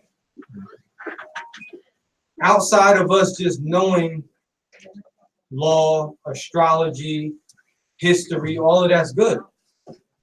But the problem at hand is for us to correct false history. Because regardless of how much we know individually or how sharp we are, we're still affected by the same status quo. And if we don't address this on a larger scale, then we have to keep individually countering who we say we are. When we say we Moorish American, that should automatically be acknowledged. That should be on an identification that they give us. True. But because it's not, that becomes the fight. I'm talking about on another scale, what Moorish Americans' focus point should be. Sometimes we spend our times focusing on minute issues where we're debating with each other about who's right, who's wrong, who has the best organization, and those type of situations. Meanwhile, we let the people that's really affecting us off the hook. Where the people that's really affecting our status, the ones that has the power to change Black and Negro on the race card, those people are not being addressed. Those people are not being countersued. Those people are not being brought to justice. We let them off the hook and we argue with other people. about who we feel they are or what they should be doing. You understand what I'm saying? Well, once you get conscious of this mission, your argument changes. The people of interest change. Who you spend your time arguing with is supposed to change. And that's understanding more of what the movement is dedicated to, back to Act 6. These names was given to slaves by slave holders, right? This is a new era of time now, and now all men must proclaim, right? So if you look at the issues that we're still having, it's still due to Act 6, which has not been completely corrected, which means that we still have slaveholders on the loose. And we have not properly identified the modern day slaveholders. That's what becomes the issue. We don't really know who they are, because we're still identifying slaveholders from the prior to 1865 perspective. We don't know who they are right now in your local community. Those people need to be addressed. Who are your constitutional officers in your immediate county? Who's the first constitutional officer that you can go speak to tomorrow morning? Anybody know that? Give me one constitutional officer that you can go speak to Monday morning. Yes, that's one. Yeah, the sheriff is another. That's important because that's local government. They take an oath to support and uphold the Constitution of the United States of America, right? That's local. That's local government. You have a congressman too in your local area. You also have a county board of directors, which is also elected. So now we go back into the divine warning. This is the teachings of Noble Ali. He told you the reason why you do all of this. I'm just paraphrasing through his divine warning. He says so that they can cast a ballot at the polls in their free national name under what? Anybody who know the song? I'm calling it a song, but once you know Drew Ali's teachings, it becomes a song to you. Just like you remember the songs that's on the radio, you should know his voice. But he said you cast a ballot at the poll in your free national name under the state's constitution and not under a granted privilege, which has been the pre-existing tradition for generations. That's where your power is at. So he's evolving the so-called Negro, Black, and colored citizen, so-called, to becoming a free national citizen, where he can or she can cast a ballot. That means where you can go to the poll in your free national name and cast a ballot or vote, for those that don't know the terminology, under the state's constitution, not under the United States Constitution, because it doesn't apply to that situation. Because the citizenship is valued or recognized through state participation in that state republic. So back to the lesson of New Jersey State Republic versus the state of New Jersey. New York State Republic versus the state of New York. They're two different jurisdictions. If you vote under the jurisdiction of the state of New York, as being a citizen of the state of New York, you have no power. You have no power because now you're claiming to be wardship. And you can't make changes if you, let's go here, right?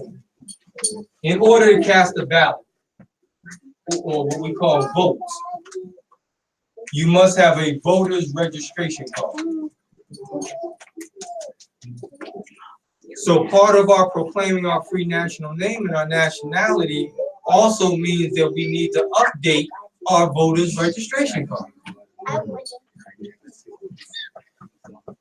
Very important. Because if we don't, then we'll be casting a ballot under the slaveholders' claim of us being Smith, Jones, Johnson, Williams, etc. That's franchise wardship status. And if we cast a ballot under that name, we have no constitutional power. The votes does not have to be counted. And that's what occurs with everybody within that quote-unquote bracket of the UEIS on why they can play with the polls, because everybody's voting under a granted privilege and not under the state's constitution. So therefore, we're not even looking at the state constitution as a valuable document, because we keep talking treaty and we keep talking other constitutions, which is fine that we have knowledge of it, but the constitution to make changes in our community, we're not addressing. We're not holding them to the New Jersey State Constitution. And I'm just talking collectively. Again, I'm not pointing at anybody in here. We're not holding them to New York State Constitution. We're not holding them to citizenship of the New York State Republic. We're not holding them to the Constitution of the state in which they live. And that's collectively why we don't get the response. We're not proclaiming our nationality according to the state's constitution. That's our problem. That's our mistake. That's a part of us being unconstitutional. That we're not following the laws. So when we, again, some people teach this, when we start proclaiming our saying we're proclaiming our nationality, we take documents and we start mailing them to the president, attorney general, different departments of state, and then we say that notice to the principal is notice to the agent, etc. And notice to the agent as what? Notice to the principal. And we think that that satisfies proclaiming, and it doesn't. Those people that you're sending the mail to never even read it. And there's no record of that. There's no public record. The public record is only on the local level. The only United States of America public record, if you will, is the Library of Congress. But that's still not for record or proclaiming one's status or nationality. That's for media and literary work. You're into music and stuff like that, then that's the place to go. But not for proclaiming your nationality. There's no book, there's no page number, there's no local record to it. And people can't look up that record according to local citizenship and find an update of your status. No, Sergeant, you have your hand up. No, you good? All right, come on. Give you an example, so you don't think I'm just talking. In reference to what I'm saying, local record, public record, the county clerk has to keep record of everything that happens or goes down politically within the local community, local government. So if you go back and look up the manumission of slaves of the early 1700s, you will see that what Act 6 is saying is right in the public record. The manumission of slaves stipulates that when the slaveholder released an individual, one of his slaves from his plantation, that he had to manumit them and do it according to affidavits and follow in the county recorder's office.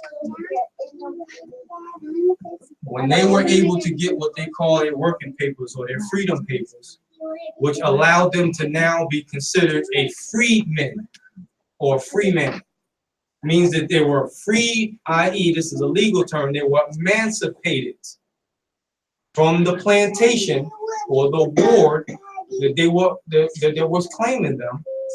In order to be a free man now, they had to go down to the county clerk and get a pardon for their citizenship. to be recognized as a free man or free woman. So the name that the slaveholder gave to the slave when he denationalized him continued with that individual through the manumission of that individual. And now they were allowed to work under that plantation's name. That's where the name Smith, Jones, Johnson, and all that came from, which we know that, but I'm showing you the legal effect of that. When that is filed in the county as a free person. But that's different. Freedman is different from free man. Noble Drew Ali, Prophet Noble Drew Ali said we ought to proclaim our free national name and religion to be what? Recognized by the government in which we live and the nations of the earth. So we don't want to be recognized as freedmen because that's a different legal status of a manumitted person, which only has certain privileges in society. And that will bring you under the 14th Amendment, which Noble Drew Ali once again said that is not needed for the salvation of my people or the citizens, not just Moorish Americans. It's not needed for anybody. So he said there's only but one supreme issue for my people to recognize that which was lost and what comes through the above statements.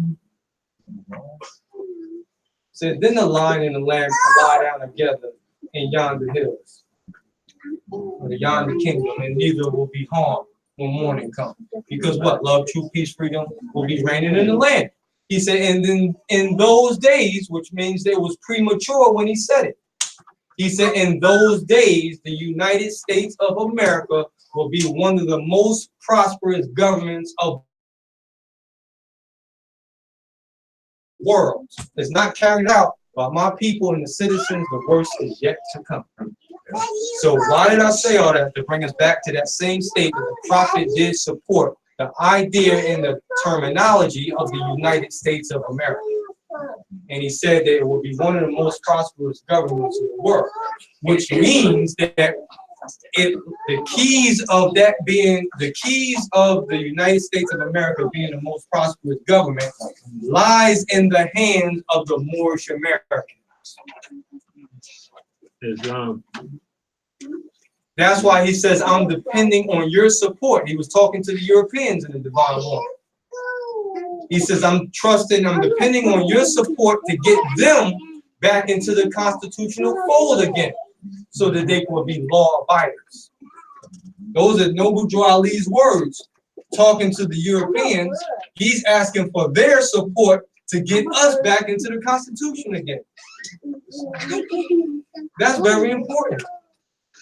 Because he realized it was us that was outside of the constitutional fold. They are too. I'm not getting them off the hook. Everybody was outside of it and is still outside of it. But the only way we can get back inside of it is if we follow Prophet Noble Drew Ali's program. If we proclaim our free national name and religion accordingly to the procedure that he set up or he laid down. That's where the recognition of us being a free national being comes from. Any questions on that? Islam. Islam, Mobile. First, I rise and give praises to Allah and honor to Prophet Noble Drew Ali and honor to each and every one of Islam. My question is, you said a free person. That you said there's a difference between a free person and a free man. A freedman. A freeman. You're free. FREEDMAN. Right. That's a term, and that's different from being a free national being. Okay. So a free person, that's two words, right? Yes. Free will be separate. Free man. I'm gonna just say free man. Being a free man or a free national being. So is a free person considered a corporation? No, free person holds the status of being free, unencumbered. holds the status of being free. Being free, yes. A free person represents that individual being emancipated. Emancipated. Yes. Or manumitted, which is the same thing, being free. With conditions, because when our forefathers was free from the plantation, they was free with a condition of being free. They wasn't totally free. Right. They was only free with certain conditions that they can go work, they can do certain things, but they wasn't considered equal. Right. So how about the 3/5? The 3/5 is not a whole person, so that's not a free person. That's not a free man or a free woman. That's not a whole person. Right. Okay, I understand. So the 3/5 of a person comes under the 14th Amendment. So and that's what the status of Negro, Black, and colored represents. 3/5 of a person, meaning that they're not whole, right, and they're not part and parcel. They're subordinate to government or citizenship, because the government represents the whole of the people. So we're saying, and what Noble Drew Ali is saying, that we're part of the whole. That's right. We are the whole. That's right. We are the government. That's right. Because the government just means people. It doesn't mean institution. It doesn't mean the building. It doesn't mean the White House. The government means the people, the free national beings of the land. That's the government. Now, through the republic form of government, we have the right to choose our representatives to represent the people, i.e. the government. That's where the voting power comes in at. That's why we have to cast a ballot under our free national name, because that's where the power to make changes lie. That's when they really know that the Moorish Americans is on the uprise. When they see us flooding them poles with turbans and feathers on. That's what this is geared towards. That's when the threat becomes. That's when they know that we're becoming conscious. Just running around with nationality cards and claiming property and doing this and that, that's not a threat to them. Because they know that there's no saving power behind it. They know that that does not change the way the seats operate. So there's no threat to the noise that we collectively make out there. And I'm only speaking about, what some people do. The threat becomes when we affect that county recorder coming into office tomorrow. When we affect what elections are taking place in November. That's right. When they see those changes, that's when they start to get worried. And this is what Noble Drew Ali was doing back in Chicago in the 1920s. When it was stated that the south side of Chicago, they had over 3,000 members in the temple. But the power within that was, this is just in Chicago, and we got the newspapers on the wall to prove it,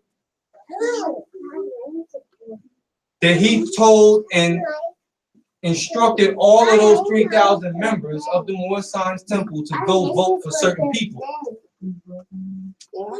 That's where the power is at. Where they view Noble Drew Ali as a threat because he had the power to make political changes. That's why he said that they're recognized.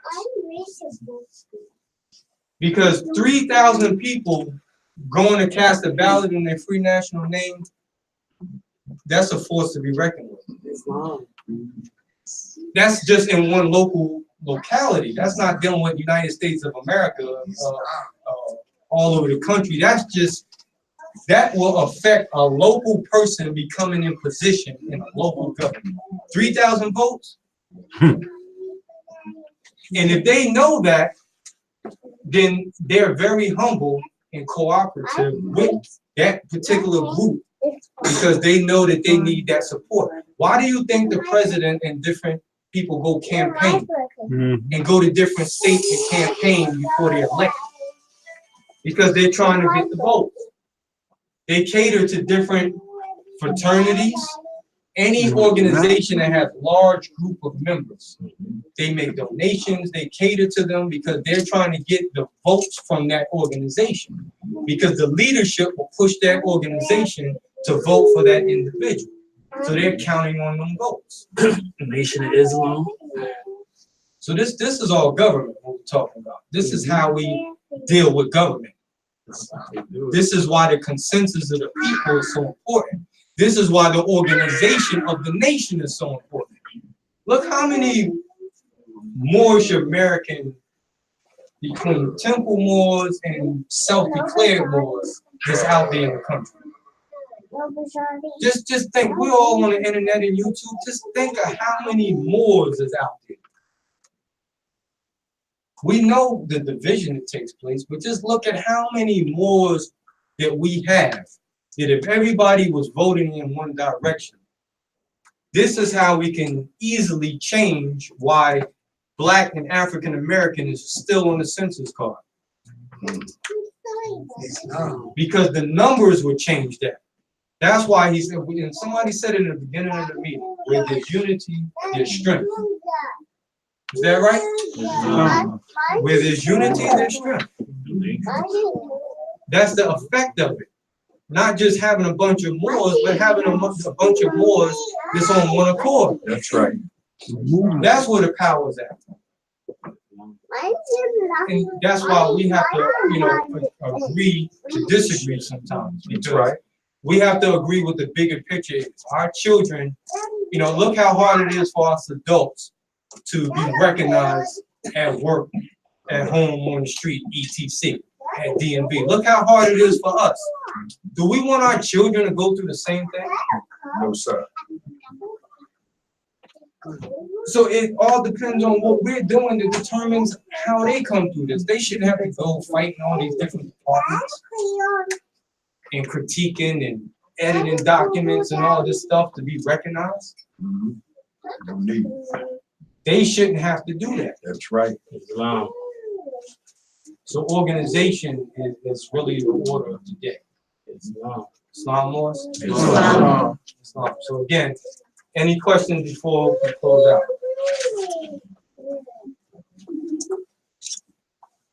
Any statements? Any announcements? Islam?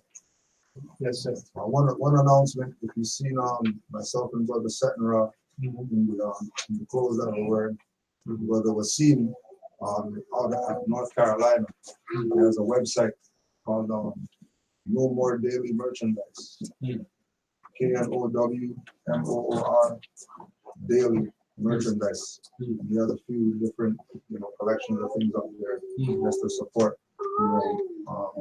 us getting our word out. Opposed to just talking about it. Yes. We could also show it as well. Islam. Thank you for that. We got to support our Moorish entrepreneurs. Yeah. Sister MaJade makes jewelry as well as other things. Something you want to say? Yeah, I do. I custom make Moorish jewelry. I can make anything out of everything. I don't conform to nothing. My website is MaJade Bay. My name, MaJadeBay.com. You can check me out. Send me a message if there's anything unique that you like created. I'll do it for you. Mother, could you just spell that out, just in case people know we are online as well? Yeah, MaJade, M as in Mary, A, J as in Jackie, A, D as in Denise, E, and my last name is Bay, B-E-Y, MaJadeBay.com. Islam, my brother. Islam was. First, I rise and give praises to Allah and high honors to the Prophet Noble Drew Ali, to the forerunner Malcolm Isaiah Garvey, as John was Jesus about 2,000 years ago. Praise Allah. I give honors to the leadership here at the Moor Science Temple of America. I give honors where honors are due. I give honors to each and every one of you. Islam Moor. Islam. Brother A. Hopkins Bay, Temple number 11, sends his Islam to the Moors here in Asbury Park, as well as Brother Ali, Temple number 7 in Camden. He sends his Islam to the Moors. Brother Russell Wheel, Temple 35 in Houston. They send their love, and we're all on one accord. Their love to the Moors here in Asbury Park and all around the nation. Wonderful meeting. Well, Islam, thank you. appreciate you having us, and Love you more. With that, I say peace. Tell all of the leaders that we said Islam, Yes, sir. and send the love right back. Yes, sir. Islam coming out of Temple 11, Philadelphia. Islam, Brother Sue, Sister Amina. Islam. Islam. Islam. And also, Moors, don't forget that we are in the, I would say Moorish, but the Islamic cycle that we refer to as Ramadan. That's right. Islam. So we want to give honors to the Moors that are participating and supporting the customs and traditions of Ramadan as well. That's right. And Ramadan just doesn't mean to fast from eating. But Ramadan embraces a lot of mental thought patterns and sacrifices on many different levels, other than just fasting from eating. But it's fasting from different mundane thoughts, activities that we might indulge in on everyday activities. And there's also a time frame where we say that Friday is the holy day for Muslims all over the world. Well, this is a time period that Muslims collectively, regardless of what particular nation or organization that they're part of, this is a time when they collectively are embracing the same thought pattern in many different levels. So we, our forefathers, and even our forefathers in the 1913 to the 1920s, they also observed Ramadan. Moor Science Temple observed Ramadan, Prophet Muhammad wrote articles about Ramadan. So we just, even if we're not participating with the fasting portion of it, we still want to embrace, because it is a holiday for Moors. We gotta have our own to just show that we are in conjunction with our culture and our forefathers' divine creed. That's where that comes in at. So you don't want, other people, our adversaries, like to judge us. And they judge not necessarily what you say or your documents say, but they judge your activity and how you live. So we don't want to be caught in a situation where we don't want to give honor to things that our forefathers did give honor to, and then they call us out. Because that's what they try to do to neutralize our claims sometimes. Islam. So just give honor to those who support Islam. You haven't established yourself as a Moorish American. How will you represent yourself? How would you represent yourself? Stay out of the court. Well, that's a tricky question to me, but I'm going to try to answer it as safely as possible. There's no one way to do that. You can make an attempt to declare who you are, but it's still, they would not recognize you as a free national being. They would recognize you as a slave. And again, when we talked earlier, that we don't like to use the term slave because it's too emotional. So in everyday conversation, people just don't use the word slavery. But in law, they do. And behind closed doors and behind the books, an individual is still considered as a slave. And they might not say it to you in court, but the way they treat you will be based on their observation of you. And that also goes back to earlier, we were speaking about the headdress and being appropriate attire, because it doesn't change who you are, but it will change the way people recognize you. And sometimes you have less of a defense. You will have a less of a defense if you're not honoring your mothers and your forefathers, which is your foremothers and your forefathers. So by us proclaiming ourselves as Moorish American, that's not just for us individually, but that's also honoring our foreparents that came before us. And that's where the recognition comes from in law, is when they see that you are honoring your own, is where the appreciation and the observance of the law comes in. Because law is based off the olden times and the people of the olden times. So if we're not acknowledging the people of the olden times, then we're not acknowledging, we can't state a claim of who we are now. There's no way that we can say that we're somebody without attaching to who we were before. And Negro, Black, and color can't attach themselves to any history prior to the 1700s. So just to being honest with you, is a dead-end street. You can win some battles without proclaiming a free national name. You have people, you have to be very skilled, artistic to win cases, and sometimes they just don't want to deal with stuff, so they let people win. So you can win the battle, but you won't win the war. And that's what this comes down to, is preparing ourselves for defense for the war. We're not really concerned about the individual battles. Yes, brother. Islam Moor, so I've already risen. Mhm. But I like to camel walk with you a little bit, Grand Chief. Yes. You know, our conduct and behavior show that of a Moorish American Muslim. And also, want to try to stay out the Europeans' courtrooms. You know, we're a nation of people. Each one of us, no matter what grand body you come from, represent the Moorish Science Temple of America. When you put on your free national religious headdress and you tarry about in your community, they're only going to know. They don't know what grand body you're from. They have not a clue. They know you were wearing a fez and what your conduct was like. But we want to stay out of that Europeans' courtroom. We'll stay out of there. Obey the law, obey the prophet. It's a saving power. We have babies in this movement. It's bigger than me.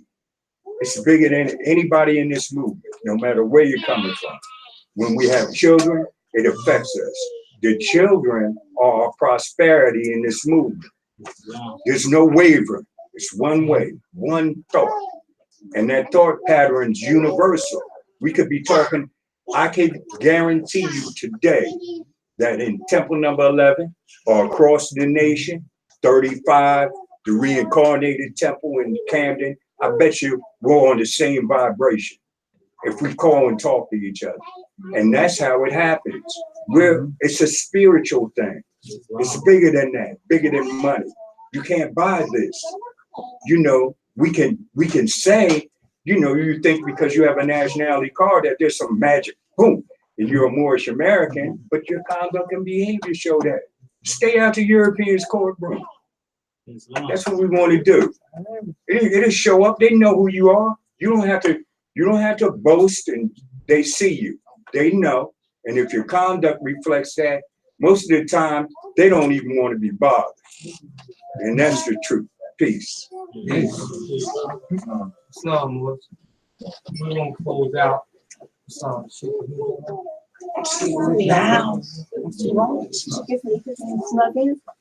No. I could read the governor's order to read the proclamation. Yes. As a meeting. Stand your Praise Allah. You can come up front. What? You can come up front and read the There you go. Islam. Tuesday, January 15, 1929. The Prophet warns all Muslim governors ordered to read proclamation at each meeting. I hereby inform all members that they must end all radical agitated speeches while at work, in their homes, or on the street. We are for peace and not destruction. Stop flashing your cards at Europeans. It causes confusion. Remember, your card is for your salvation. Failure to obey these orders will be of severe consequence. We are for love, truth, peace, freedom, and when these principles are violated, justice must take its course. Any members or group of members who hold malicious feelings towards the temple or the prophet or violate the divine covenant of the Moorish movement will receive their reward from Allah for their unjust deeds. All true Moors will and must obey the law as laid down to them by their prophet. If they lose confidence in their prophet, they should turn in their card buttoned, cease wearing their turbans and fez, and return to the state where I, the prophet, found you, Negro, Black, and colored. This is a holy and divine movement founded by the prophet, Noble Jew Ali. And if the prophet is not right, the temple is not right. The prophet, therefore, is sending out the divine plea to all Moorish Americans that they do their part in protecting their prophet and the temple. The end of time is drawing near now. So said Allah to his holy and divine prophet, I, Noble Jew Ali, that there's a reason why many hearts has turned to stone, and many have eyes to see but can't see, have ears to hear but can't hear. At least they will be concerned about their sins. These are the trying hours, dear Moors, and every evil spirit is moving now. They are trying every weak mind to tear down and drag out the true foundation which has been laid by me, the prophet. But if you have love for Allah in your hearts and the spirit of your forefathers, you fear not nothing you hear or see, but will sacrifice to the utmost of your very life to protect your prophet and your movement. This is an everlasting movement founded by the prophet through the will of Allah to redeem his people from their sins.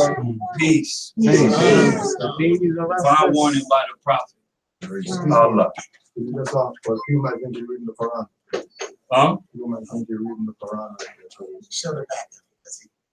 No, I'm reading from the Moorish Guide. Yeah, I'm reading from the Moorish Guide. I just have all my books together so I don't lose it. So with that, I say peace. The prophet already gave out the divine plea, and we're gonna close the temple meeting at this time. All for prayer. I'll ask like all Muslims rise, facing the east.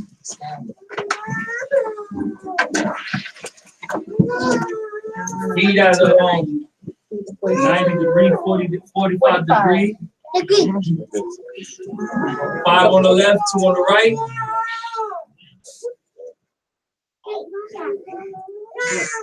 Repeat. Repeat after Sheikh is needed. Islam. Islam. Islam. Islam. May Allah. May Allah Bind bind our hearts and minds back to our ancient forefathers. back to our ancient forefathers. Divine creed and principles. Divine creed and principles. This we ask In thy holy name. and the 7 Elohims. Amen. Islam.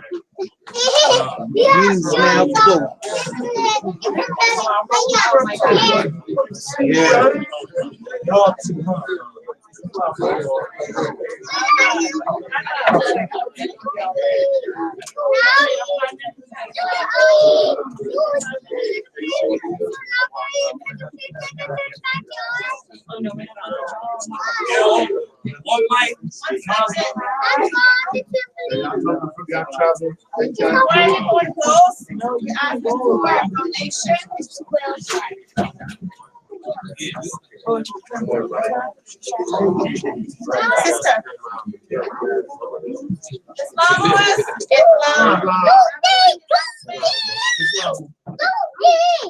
The brother Kudjo has his book here. I wish everybody support and purchase a book for him and his brothers. And he has some CDs here also. You can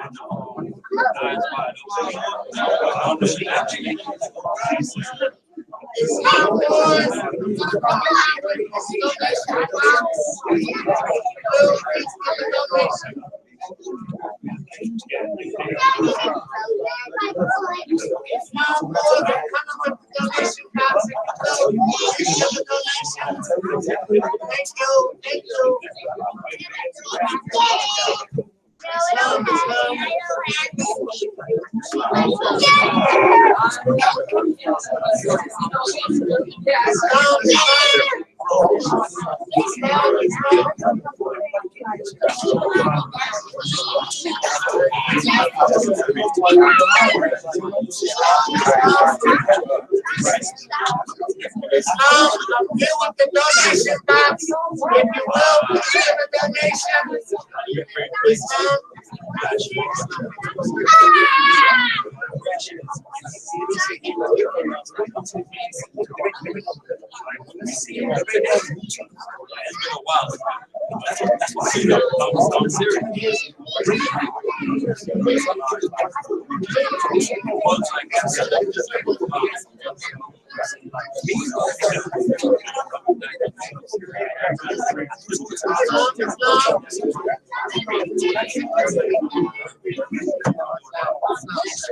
Islam, I got the donation box.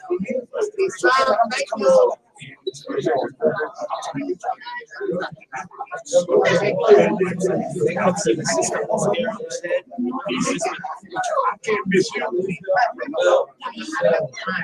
You bought her that outfit, man? I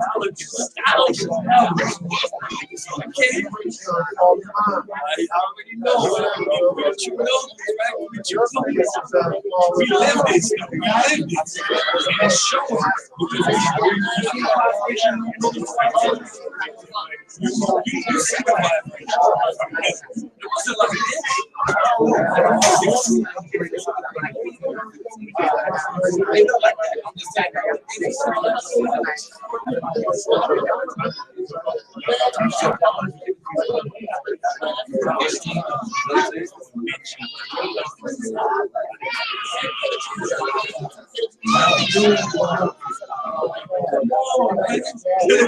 That's a vibration all by itself. Wisdom will alone.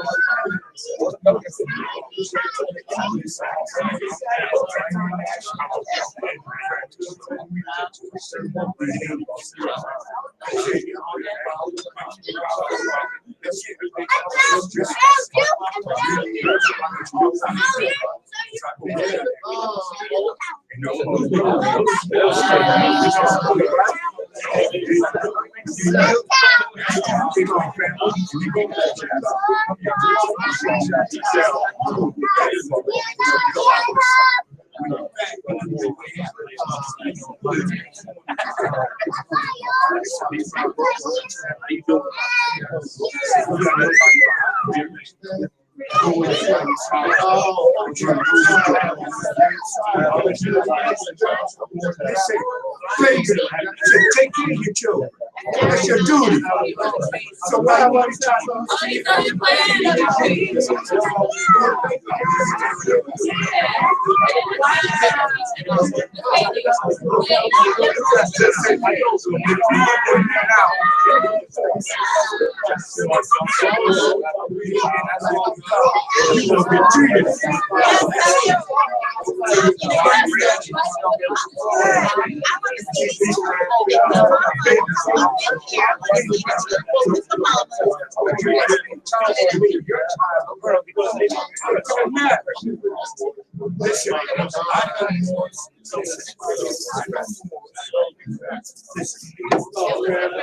Take care of your children.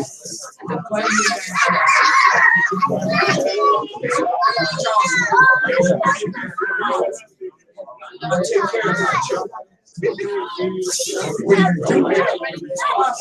Go in there, you put your hands on the table. Listen, I'm taking care of my children. That's what I'm doing. Then the respect.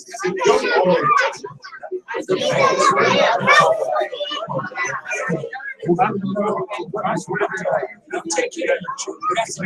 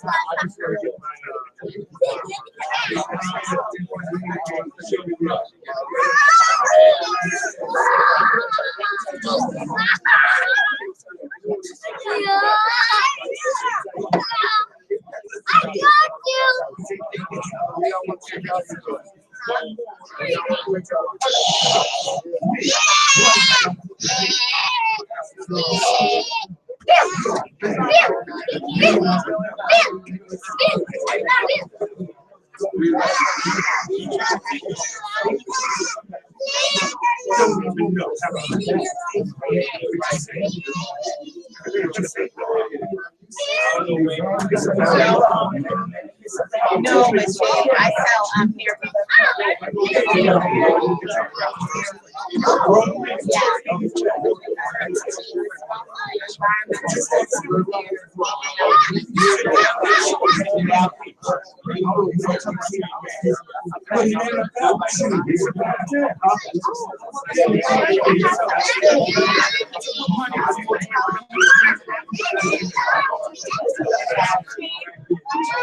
It's about you. Your test is for you. My test is it's your test. You got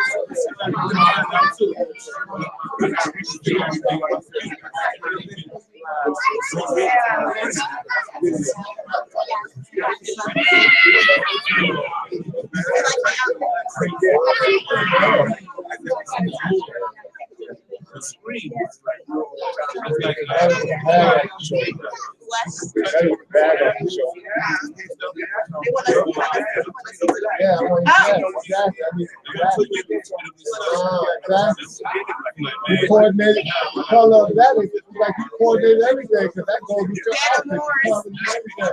Although you got enough redwood in the house, you don't know. It's brown. It's brown. It's brown.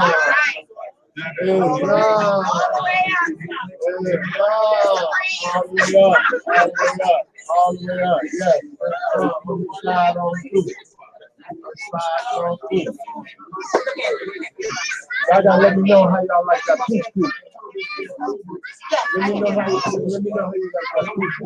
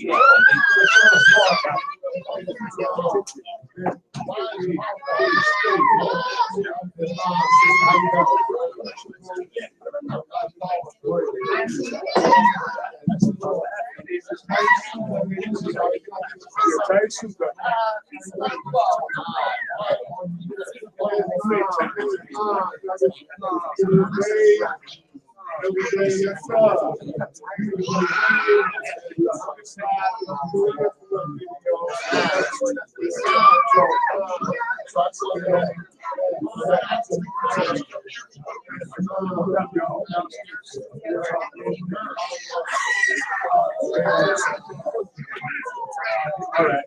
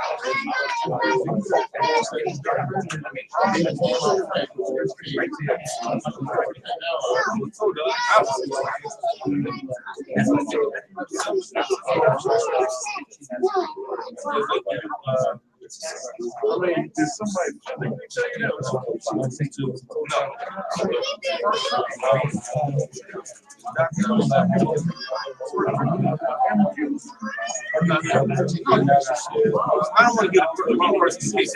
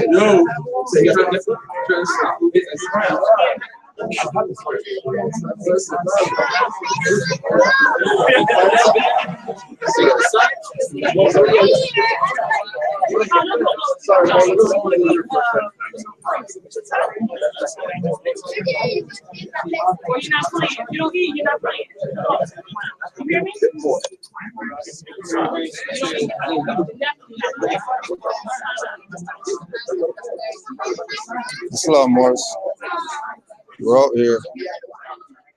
Just want to give you a little tour of the spot. See if we can do this. Islam. My brother.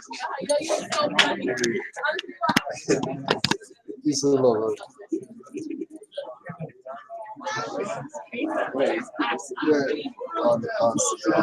Yeah, it's good to be here. Good to be here. Good to be here.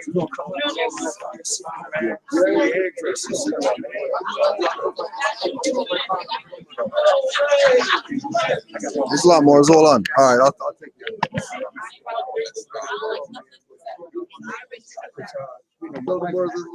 Islam Morris. Really, you made it. Islam. Islam Morris.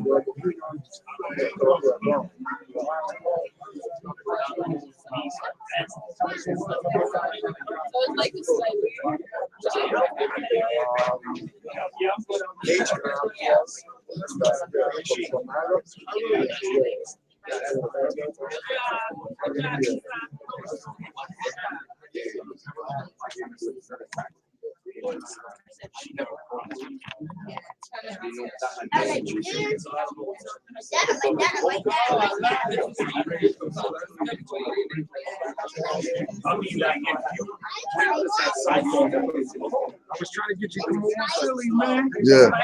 Actually, I'm out there with brother Setenra right now.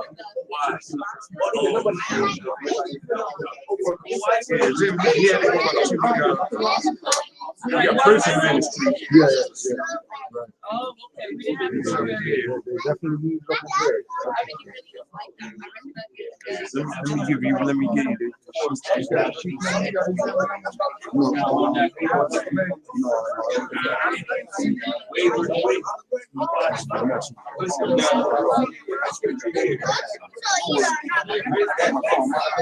All right. Cool. I'll be right back. Yeah, no worries, man. Islam Moors. Peace and love to all the Moors. You already know how we do. They get good. Oh yeah, let's get this. We gotta get this. Right? You won't believe it. You won't believe it. Islam. You won't believe it. Peace and love, boys. And I told him to bring the camera.